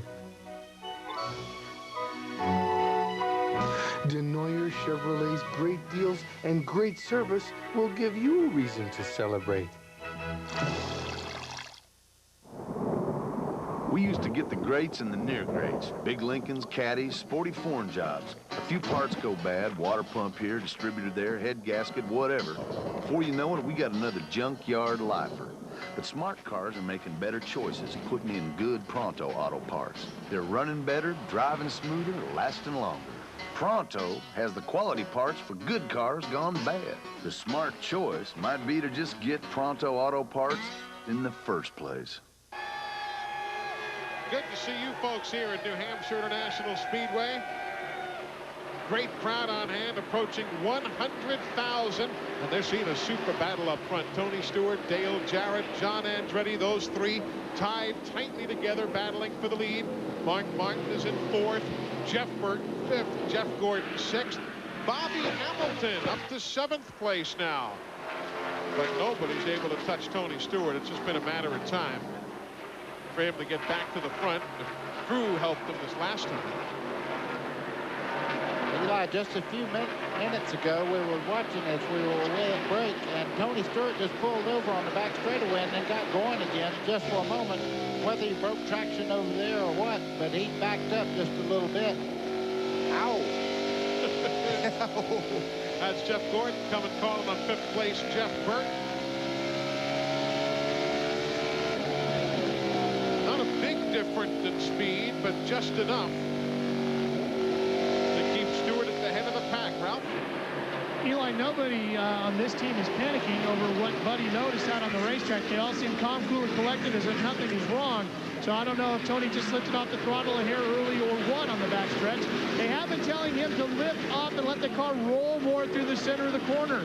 I asked Craig Zipadelli, the crew chief, if he can make it all the way. He looked at me and he said, I don't know, but we might have to.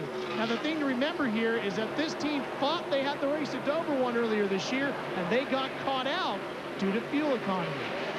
If Tony Stewart wins, it would be his first NASCAR Winston Cup win and his 18th start. The best 5 of active drivers is Dale Earnhardt. He won the first time in his 16th career NASCAR Winston Cup start, so it certainly wouldn't be a record. It would be darn close. And it'd be the first time a guy had won the race for the first time since Jeremy did it last year at Pocono in June. First time we had a first-time winner in a long time. Tony Stewart, the race leader.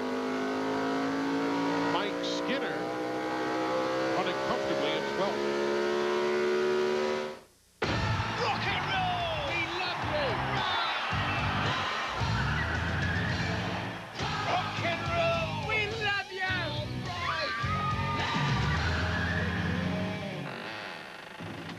Rock and roll. We love you. To keep your car rocking, protect your engine with Haviland Formula 3 motor oil. Add more life to your car. Get a free fender cover with case purchase of Haviland Formula 3 motor oil. See store for details. Okay, subcompact, over here. Yeah. Bring that little honey right here. Just ease that little baby in. Touch room. Now give her some gas. Warning, objects may appear smaller once you've tried our burgers. Denny's Colossal Major League Burgers. Good food and lots of it, starting at $3.99. Perfect. My, what big portions we have. It's the greatest racing on earth. Exciting. Speed. The driver. It's a rush. Exhilaration and acceleration. Family fun. Fast cars. Top trucks. The NASCAR Winston Cup Series, the NASCAR Busch Series, the NASCAR Craftsman Truck Series. This is NASCAR. NASCAR is racing. You know, I bet I drive more than a race car driver. Of course, I only go a few hundred feet. You can tell a lot about someone from the inside of their car or truck. Like how tall they are, or the other things they'd rather spend their money on. Hang on, Roscoe. Our lifetime guarantee means you'll never pay twice for any covered repair. GM Good Wrench Service Plus. It's for life. Having a family vehicle you can count on is important. For people and for alligators. Welcome back, everybody. Want to take a moment to let everybody know that TNN Motorsports is now offering official NASCAR merchandise, including the latest die casts from your favorite drivers. To order any of the NASCAR merchandise you're interested in, just call that toll-free number you see on the screen, 877-TNN-1999. We are live at New Hampshire International Speedway. That is a battle right there for 5th spot, won by Jeff Gordon against Mark Martin. 2 laps ago, he just backed off the 6th car there, moved over, let Jeff Burton go by his teammate, and then the 24 goes right by. I think Mark just for a moment said, you know, there's a lot of racing to go yet, and he just kind of backed up a little bit. And indeed, there is a lot of racing. We're still 70 laps. Better than 70 miles to the finish. There's Mark Martin. The race leader is Tony Stewart.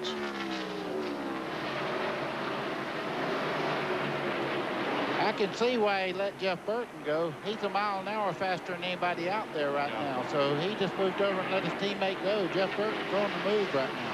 We talked on the pre-race show also about Bobby Hamilton, how well he likes those flat tracks. Well, he doesn't like them. He actually hates them. He said, I hate flat tracks, but I always run well out of them. You'd think he'd learn to like them by now. But look at Bobby running all the way up to 7th. Heck, even last July, remember, he had to use a backup car, wrecked on Friday, and brought that car home to a top 15 finish. I asked him about that this morning. I said, you know, we keep talking about that, but has that changed at all? He said, absolutely not. I detest the flat tracks. He thinks he runs well on the flat tracks because he learned at Nashville, which is a real slippery racetrack and where you've got to have a lot of car control, particularly over the back end of the race car. So he's good on flat tracks, but he says, I don't have to like them. Sat on the outside pole for both races here a couple of years ago. Had a top 10 finish a season back, but you're right, he says, I don't like him, but he runs well at Phoenix, he runs well at Martinsville. It's just one of those strange deals right there. Ricky Craven also still in the top 10. You see Wally Dallenbach having an 8th place run. You know, Wally's only had one top 10 finish all year. He finished 8th earlier in the season. And there is Ricky Craven doing himself awfully proud. He and Ward Burton right there, the 22 and the 50, battling for position. That's 9th and 10. Ricky hasn't had a top 10 since February of '98 in Rockingham. So he's due. You know, Eli, it has a lot to do with being comfortable where you're at, though. We know that Ricky Craven can drive. He sat on the pole here last year, and everybody talks. Every time he gets involved in anything, they say it's because he's hurt. Well, he's back. You can see he's very consistent on the racetrack, and he drives the car as well as anybody out there. It's about time they got off that case and said, okay, you can do your job. You You know who we're riding with now? Bill Elliott. Remember he got his lap back a while ago? He is battling Mike Skinner for 17th and 18th. Those guys both on the lead lap.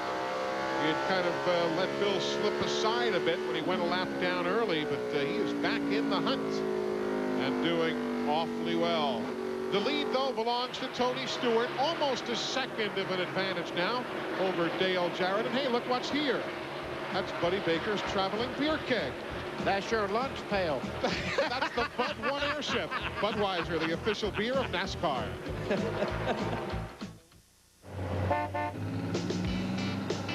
Hey, Budman. Follow us. Come on. Like I'm gonna fall for that old trick.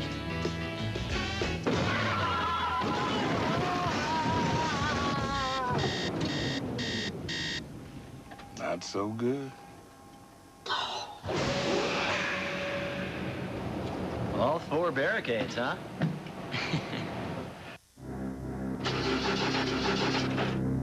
Need a battery? Now at Pep Boys, get a ProStart 75-month battery from $44.99. ProStart name brand quality batteries by Exide from $44.99. Pep Boys. Cars like us. People love them. Summer. Time to get busy with Red Lobster's 30 shrimp dinner for $9.99. 2 choices, 30 shrimp, $9.99. Escape to Red Lobster.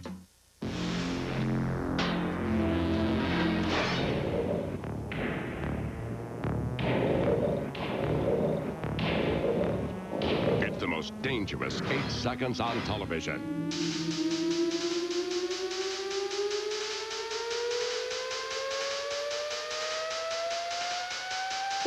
Hang on. It's championship bull riding from Tunica, Mississippi. Tonight at 9 Eastern and Pacific on TNN.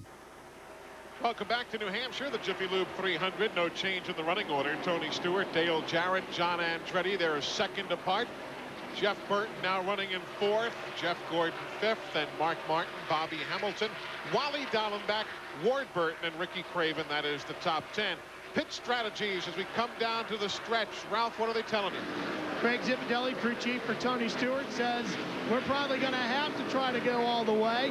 I talked to the crew chief of the 88 car as well, Todd Parrott, for Dale Jarrett. He says we can go all the way as well. Glenn Jarrett? Okay, Ralph. Robbie Loomis with John Andretti says that they will probably try to stretch it if it goes green the rest of the way. Meanwhile, Ray Evernham and Jeff Gordon says no way that they can make it. There's only one problem with all this. I don't know who's telling the truth. What about you, Steve? Well, Clint, down here on this end of pit road where Mark Martin and Jeff Burton's teams are pitting next to each other, I talked to both crews.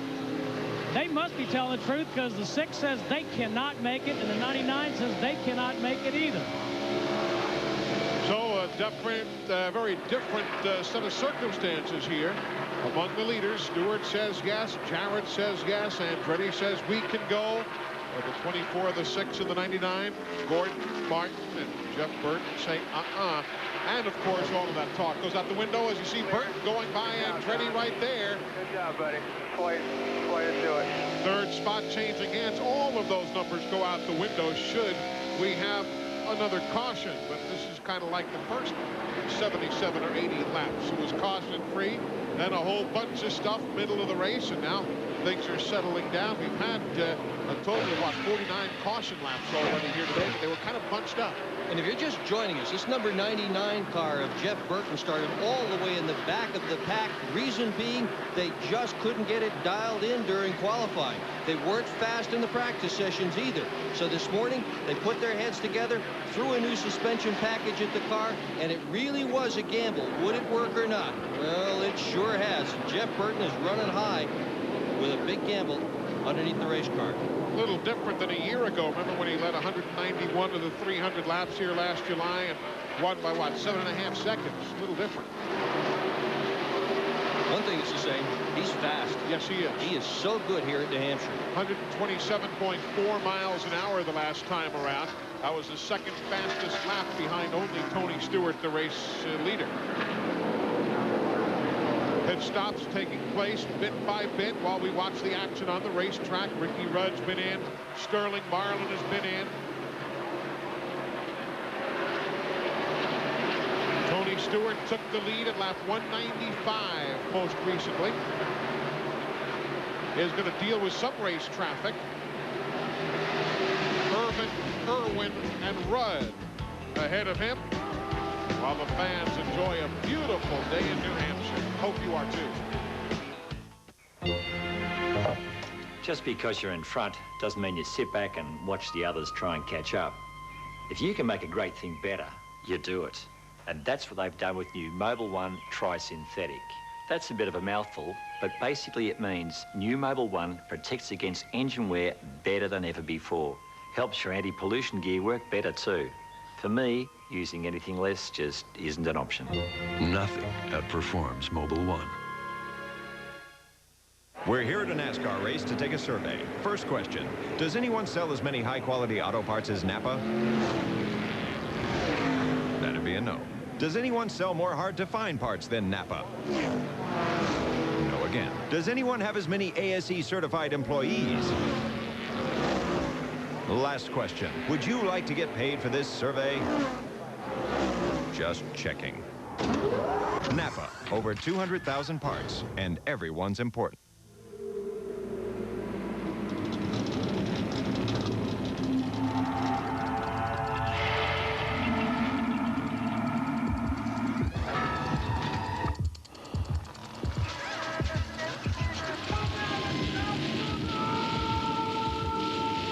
You have your weekend projects. We have ours.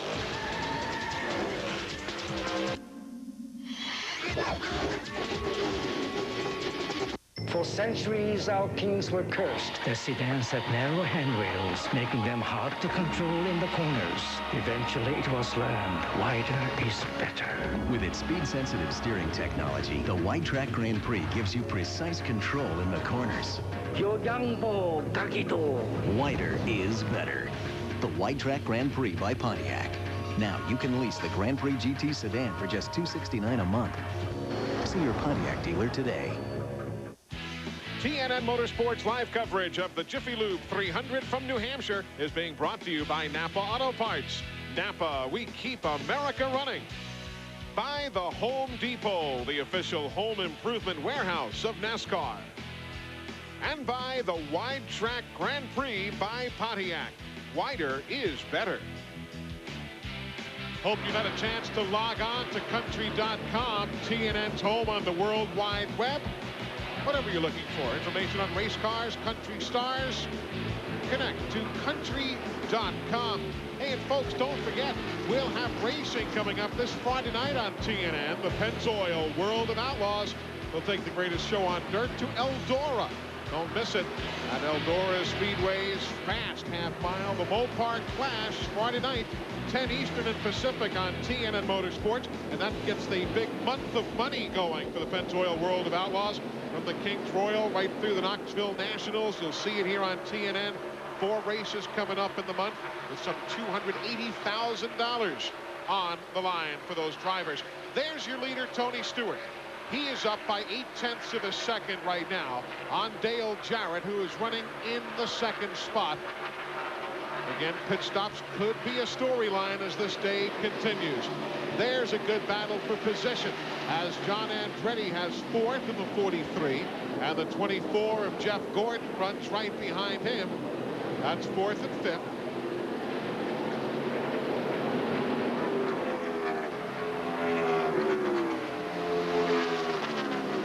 Lap 252, just 48 to go.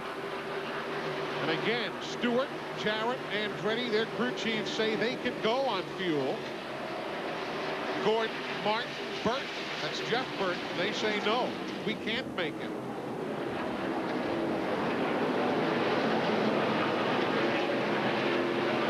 Remember, too, that fuel deal is imprecise. These cars do not have an accurate method of measuring fuel, certainly not down to the last gallon. And we have seen many occasions where a guy will run out with 1 lap to go or run out just after the checkered flag. And the other thing the drivers do is when they know they have to conserve fuel, they may back off a little bit, fall back a couple of positions so they can be a little easier on the throttle, because every time they jump in that throttle, it opens up the carburetor and dumps a load of fuel down into the intake. Mark Martin in the number 6, running in 6th position. He is 6 seconds behind the race leader, Tony Stewart. Then you come to the 28. That's Kenny Irwin. He is now 3 laps down in 27th position. Letting you know where all your favorites are. The 36 is Ernie Irvin. He is running in 20th, a lap down, while the 4 of Bobby Hamilton is on the lead lap. He's 8.5 seconds behind Tony Stewart. There's Wally Dallenbach. Wally's on the lead lap in 8th. He's 9.8 seconds back. Then you come to Chad Little, who's been on and off the lead lap throughout the course of the day. There is the number 97. He's running in 21st. He is a lap down.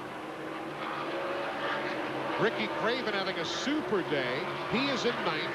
15 seconds behind the leader, but still on the lead lap. And so's Terry Labonte on the lead lap in the number 5 car. He's 16 seconds behind our race leader, Tony Stewart. There's Ward Burton. He, too, is on the lead lap. He's 12.5 seconds back. Rich Bickle is the 45, that purple car. He's on the lead lap at 12th. Good run for him. Then you've got cars not on the lead lap any longer. The 26 is Johnny Benson. He's in 23rd, a lap down. The 75 is Ted Musgrave, also there in 24th spot. Back up front, Jeff Gordon makes the move around Andretti, grabs 4th position away. Gordon beginning to rumble now here, and Mark Martin is still running in 6th. And that's why you can see the Andretti car turn sideways as Mark Martin got in behind him coming off the corner there.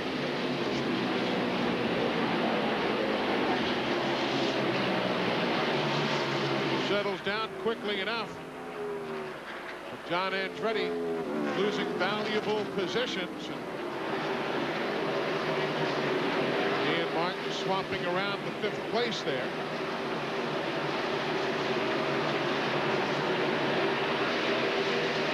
Kyle Petty's out for the day. Hug Strickland, Dave Blaney, Bobby Labonte, Rusty Wallace.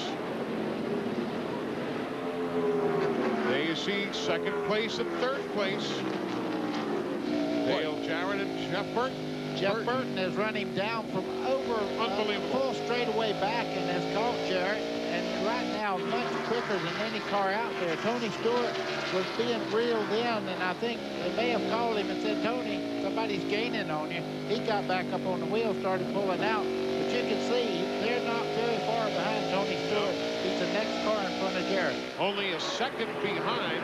Burton led the Winston Cup points for 6 straight weeks before yielding that point lead to Dale Jarrett after the Richmond race. But think about this. Remember that graph we showed you of these stats on the 3 races?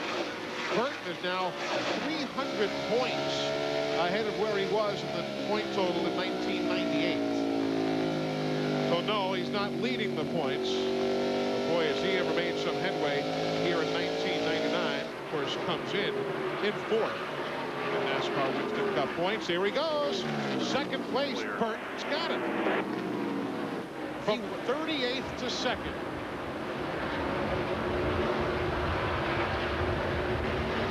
Now, does he have enough to chase down Tony Stewart? Greg Cipodelli hopes so. We'll all find out together when we come back. The biggest secrets in motorsports are now on the internet. Talk to the drivers, get the inside information, see the cars, be first to know. Be the best informed motorsports fan on the planet.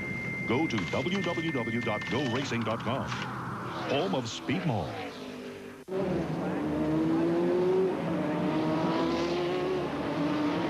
The Hardee's All-Star Racing Team Collectors Cup, featuring all 7 members of the Hardee's Racing Team. Martin's coming in for an unscheduled pit stop. It holds 44 ounces of your favorite beverage,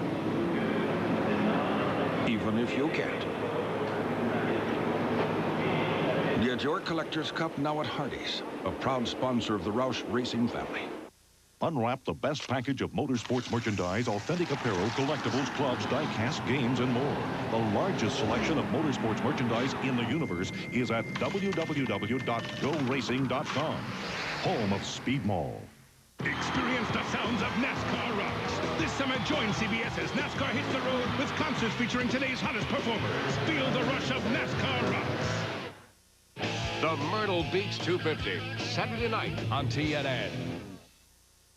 Got a job that's too big for you to handle? There's no job too big for Maintenance Masters.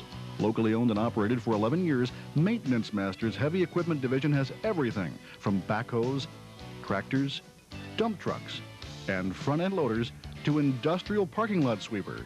No matter how big the job, Maintenance Masters has the equipment to handle it all. Maintenance Masters. Quality you can see, performance you can count on.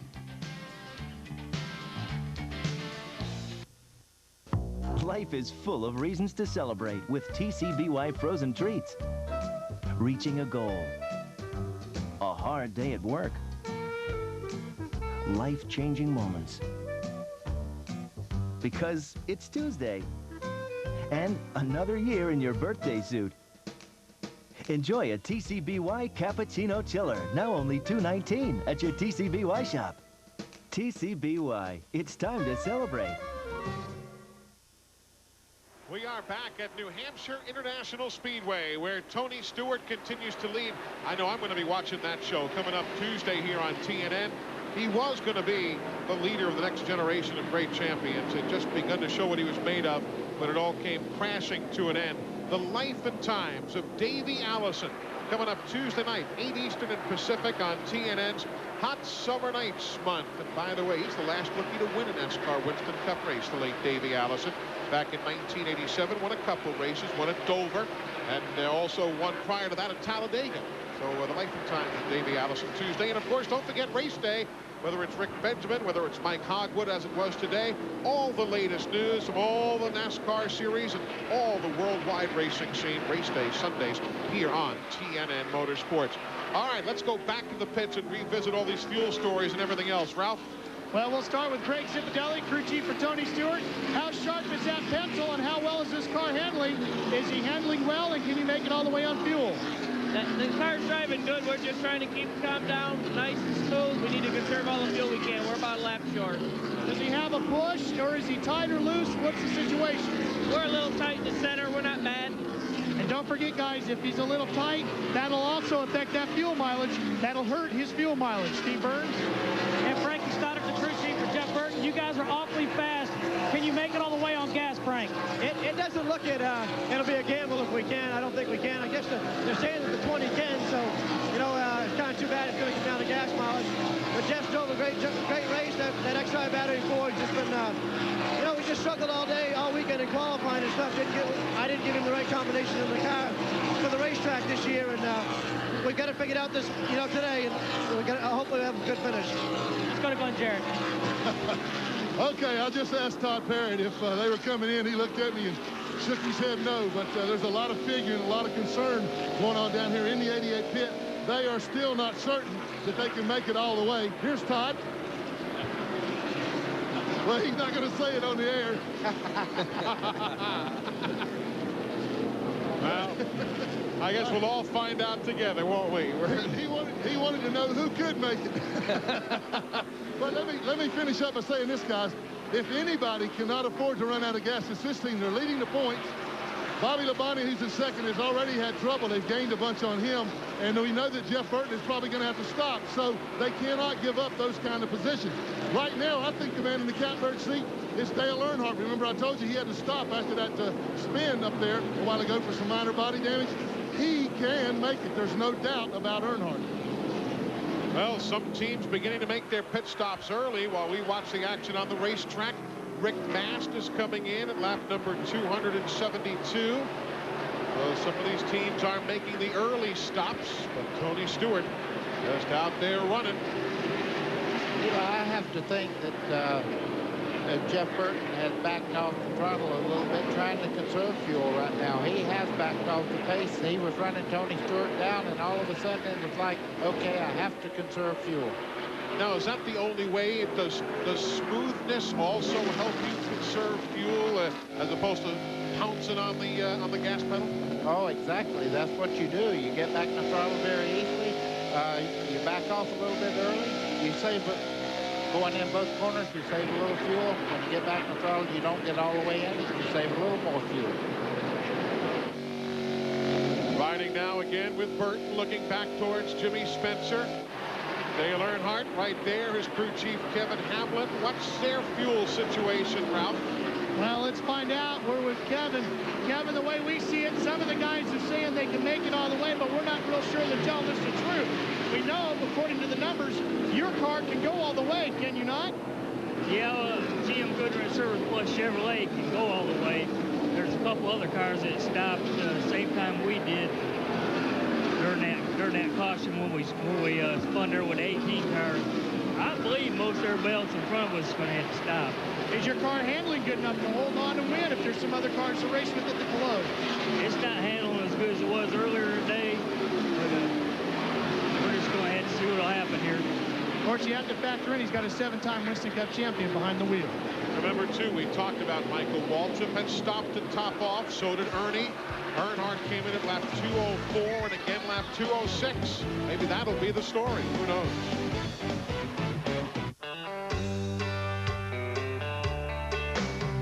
When friends get together, the work's all done. There's one place to go when the weekend comes. Ford Country. Look at that truck, Ford Country. Gonna kick up some dust, Ford Country. Where the open road runs, Ford Country. The whole world's Ford Country.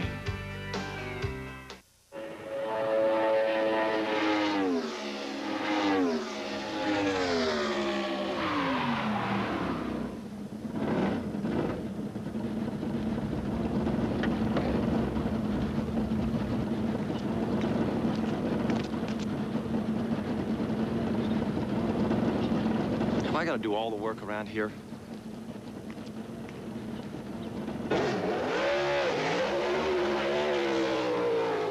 Hit the summer road trip tire sale at Sears for terrific deals. Get a 100,000-mile treadwear warranty on most sizes of our new Road Handler Voyager LX tire. The introductory sale is on now, only at Sears. Your smart stop for tires and batteries. This summer, if you can dream it up, Sonic can put it in a cup. We've got hundreds of drink flavors you can mix and match. Plus, our 44-ounce Route 44 big drinks. Enough choices to let your dreams run wild. Sonic America's driving. Alicia thinks she understands men better than I do. And Dayanara says she knows what men want. Guys, I say that what gives Miller Lite its great taste is the choice hops. Agreed? Yeah! And I say you prefer the great taste because it's smooth. Guys? Yeah! So it doesn't make any difference to you why Miller Lite tastes great? Yeah! Miller Lite, taste the true Pilsner. Look, are you with her or with me? Yeah! Folks, don't forget, Saturdays at 4, Sundays at 10. Ned is there. The whole crew inside NASCAR. Get the latest on the world of NASCAR right here on TNN Motorsports. Bobby Labonte back on the racetrack. He is 78 laps down, but nevertheless, the Interstate Batteries Pontiac back out there to try and finish this Jiffy Lube 300. Now, remember the fuel situation again. If you're just tuning in or maybe didn't have a notepad, Michael Waltrip, Ernie Irvan, Dale Earnhardt, plus others on the lead lap like Kenny Wallace, Bill Elliott, they have all topped off with fuel. The other guys who came in early, Jimmy Spencer has been in as well. So remember those names as we work our way towards the finish of this event, because Spencer, too, on the lead lap. He's the last guy on the lead lap, and Gordon is in. He said he couldn't go. Ray Evernham speaks the truth. Lap 282, Jeff Gordon will come in just to top off the DuPont Chevrolet. He pits in the very last stall. 1, 2, 3 seconds and away. Just enough to go to the end there. Did not take on, as you said, he did not take on tires. Now he has to stay on the bottom of the racetrack until he gets all the way over on the back straightaway. Now he starts to blend into traffic. Till that yellow line ends. Coming out of turn number 2, that's called the blend line. 17 laps from the finish. All right, so who's next? Ray said he couldn't stop or couldn't go, and indeed he was telling the truth. Well, the one thing I did notice, Earnhardt went a lap down just then to Tony Stewart. We're going to take one final break and then go commercial-free the rest of the way. Boy, does that ever tell the story.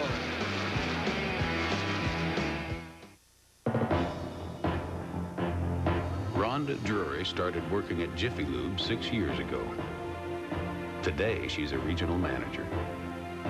She'll tell you that signature service is more than just an oil change. Wherever you live, you'll find experienced people just like Rhonda at your neighborhood Jiffy Lube. Jiffy Lube Signature Service Oil Change.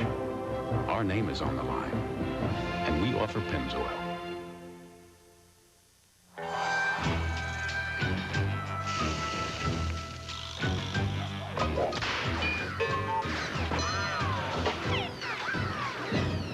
Maybe these'll help. Sunglasses? Like the ones Jim West wears in that new Wild Wild West movie. Now at Burger King, you can get your own pair of Wild Wild West sunglasses from the new action-packed movie for just $1.99 with any tasty Western Whopper value meal.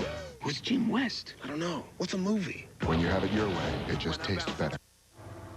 Left turn signal.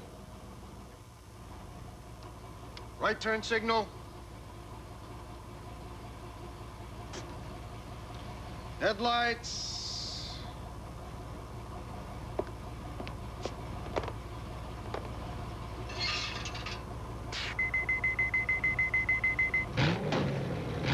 All right, move it out. It's 2 nights of World of Outlaws Racing on TNN. We are back. 2.9 seconds is the lead that Tony Stewart enjoys.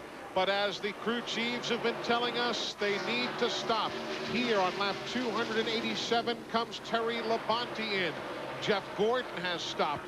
Wally Dallenbach, Ricky Craven. Here comes Dale Jarrett. He is going to stop. Rich Bickle has stopped.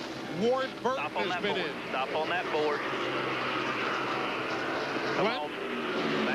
And the fuel light came on Dale Jarrett's car just a lap ago, and they decided that they had to stop. 1, 2, 3 seconds. They wouldn't take the chance that they took last week. Louis stalls the car. The car has stopped running at the end of pit road. Now it picks up, and DJ is on the way, but he lost about an extra 8 to 10 seconds there. Got about 5 cars. Bobby Hamilton has stopped on the pit lane, and he cannot refire. The crew pushes him off. Jeff Burton is in. Mayfield is in. All of these stops. Here comes Mark Martin, Steve.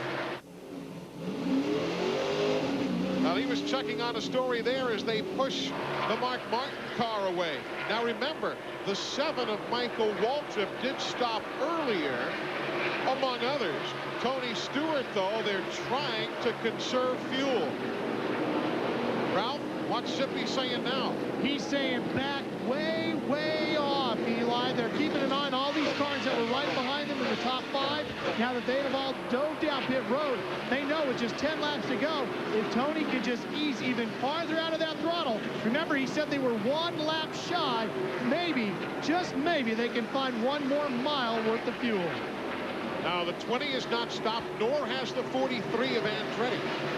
You can see the 24 there, Jeff Gordon. Now, he did stop, got a splash of fuel, and he's going to go by Tony Stewart. And just as they were talking about in the pits, you can see he is way off the pace right now as Jeff Gordon starts by. That's not for the lead, obviously, folks. Remember, when Gordon stopped, he lost a lap, so he now unlaps himself. He is on the tail end of the lead lap with that move right there. Gordon running on the tail end of the lead lap in 7th. The whole running order having been jumbled by some stopping and others not. So if you want to know how you save fuel, you just saw it. There's Gordon at full song right now with gas enough to make it to the end. Tony Stewart stretching his mileage by backing off the throttle and easing around the racetrack. Right now you've got Tony Stewart leading, John Andretti second, then Jeff Burton, Kenny Wallace, and Bill Elliott. Jarrett is 6th, Gordon is 7th, Martin is 8th, with Earnhardt and Dallenbach 9th and 10th. Now, what does 1st to 2nd look like? There goes Stewart. Then you're all the way back to Andretti. 16 seconds back. There's the King's driver right there. So if Stewart can make it on fuel, this one is nolo contendere, no contest. But can he make it? Yeah, he can absolutely afford to back off some because John Andretti is so far back, but still, he does not know for sure if he's got enough. And the other luxury you have spotters on top of the grandstand that tell Tony Stewart, you're a half a lap ahead of the guy that's running second, or 3/4 of a lap. I'll let you know when you need to start worrying about him. So you can ease off, and they'll say, okay, he's not gaining on you. He's trying to make it to the end also. Well, his teammate Bobby Labonte has had great success stretching fuel. The engines come out of the same shop. Will it work here today for Tony Stewart? And what an elite group of names he could join. Names like Davey Allison, Ron Bouchard, Morgan Shepherd, Dale Earnhardt, Earl Ross, and Shorty Rollins, all winning as NASCAR Winston Cup rookies. It's eaten up Joe Gibbs. He said, man, I'd rather be coaching the Super Bowl. I watched him on the sidelines when he was with the Redskins. He didn't look any more nervous at the Super Bowl than he does at this moment. He wants Tony Stewart to get his first victory. There's Andretti, still running in second. Now compare Joe Gibbs to that. Compare Joe Gibbs to that guy. Richard Petty says, been there, done that, gotten those wins for both himself and for his drivers. The lead is now 17 seconds. But does the fuel hold out? Well, they're discussing that right now. As you see him, he's letting some lap cars go by. He's back way, way off the throttle. 3 to go, though. So the leader, Stewart. Here comes Andretti. He's coming in. He's in trouble. He's in trouble. Stewart has run out of fuel. Stewart has run out of fuel. And Andretti is on the pit lane. Stewart has run out of fuel, and Andretti is on the pit lane. Jeff Burton could be in position to win here at New Hampshire International Speedway from starting in 38th. Stewart is going to run out of fuel at lap 297 along with John Andretti. Lewis's crew getting him going. And the bad part, Tony Stewart was rocking it back and forth. He got all the fuel out there. He'll have to prime this car to get it restarted. The same with Skinner. He has to get pushed off. Still can't get John Andretti's car going. Pouring the ether in. Now they're trying to get Stewart pushed off. There's your leader. Wow, what a deal. Tony Stewart is starting to move away. They finally got it refired. They picked up the fuel. What a remarkable story. Starting in 38th spot. And remember, folks, what Glenn Jarrett told you in the pre-race, that when Burton starts 14th or further back, his average finish is 4th. Kim can't believe it. White flag for Jeff Burton. It would be his 3rd straight win in the Jiffy Lube 300. Kenny Wallace is now running in the 2nd spot. Jarrett is 3rd. Gordon is 4th. Elliott, who is a lap down early, is 5th. It'll be the 4th win of the year for the Exide Ford. Eli can bump it out of gear now and win. Jeff Burton wins at New Hampshire. Kenny Wallace comes home 2nd. Gordon and Jarrett close at the line. Gordon will get 3rd. Jarrett will come home in the 4th spot. Kenny Wallace, best in his NASCAR Winston Cup career. He came home 2nd. Steve Burns, remarkable. It really is, Eli. Frank Stoddard, this is your home track, but more importantly, you guys started 38th and fought all day long. It don't get any sweeter than that. You know, what a job by Jeff Burton. People are going to give me the devil because I never expected to win this race today. Not in a million years. We changed 2 springs, 2 shocks, sway bar, wedge. I mean, you name it, it was changed last night. Jeff and I sat down and talked, and you know, we just got complacent yesterday morning and yesterday afternoon, and we didn't make enough changes for our race car. And you know, hell, I'm happier about this one than any of the ones I've had here because I didn't expect to win this one. And you know, the couple of them guys had problems, and you know, they handed it to us there at the end. 20 thought it was going to try to go 105, and Jack told me we couldn't do it, and Stephanie and all the guys, and you know, great pit stops, great strategy all day. But Jeff Burton, can you say anything more than 38th to the win? 3 in a row at New Hampshire. Congratulations. Unbelievable. Watch it again, folks. We saw it once. This is what happened at the finish with Gordon and Jarrett. This is for third. Gordon gets the position, but Jarrett still leads the points. A top 5 for Bill Elliott. Major stories. We'll recap them when we come back. Good morning, Mr. Clark. Morning, Tommy. Coverage from the New Hampshire International Speedway has been brought to you by Haviland Formula 3 Motor Oil. Add more life to your car. And by UAW GM. Assembly line to finish line. Teamwork wins. Jeff Burton led once for 2 laps. Glenn, that's all it takes. Yes, it was the right to. I couldn't talk, Eli. I've got another Coca-Cola bath. I'm telling you, I'm getting good at this. Come on down here, Jeff Burton. The furthest back anybody in NASCAR has won since 1988 from 38th place. I talked about it early. You did it again, man. Well, this one's for Roz. Roz is an employee at Exide. Was a big supporter of this racing program, and she passed away this week. And just incredible win. You know, I almost feel bad for the 20 car. They definitely had the best car today, and we just did what we needed to do. You know, if they could beat us on that much fuel, they could just beat us. Jack Roush is really good at making fuel mileage, and we just had to stick to our game and not worried about it. You know, we came a long way this weekend. We unloaded and we were way off. We didn't have bad laps when we qualified. We just didn't run fast. And Frank Stoddard and this whole team did a hell of a job getting this Exide forward to even be in contention to win the race. And I'm real, real proud of them. Well, he did come a long way. Steve Burns? Thanks, Glenn, with Mark Martin. Mark, I think I speak for race fans everywhere. Gutsy performance. Knee surgery, fractured wrist, banged up ribs. Gutsy performance. You know, I want to thank all the race fans for their support. I've said all along that it's more important the effort, not the result. And then I got all disappointed with the result, like it was not a good effort at Daytona. It was a great effort this weekend for the Valvoline Cummins race team. All these guys have really stood behind me, and the fans and everybody else. We gave an A+ effort.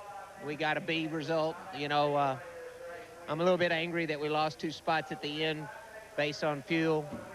But, you know, we did get a top 10, and we overcame a lot. Sorry qualifying effort by me, and spin and a tangle in another accident. Be able to come back and have a halfway contending car is pretty good. All right, he's a racer, Eli. Quite a day for Mark Martin. Jeff Burton gets the win. Career best second-place finish for Kenny Wallace. Big thank you to Buddy Baker and Dr. Dick Bergman, Glenn Jarrett, along with Ralph Shaheen and Steve Burns on the pit lane and in the garage. I'm Eli Gold. Hope you enjoyed. Jeff Burton's a winner in New Hampshire.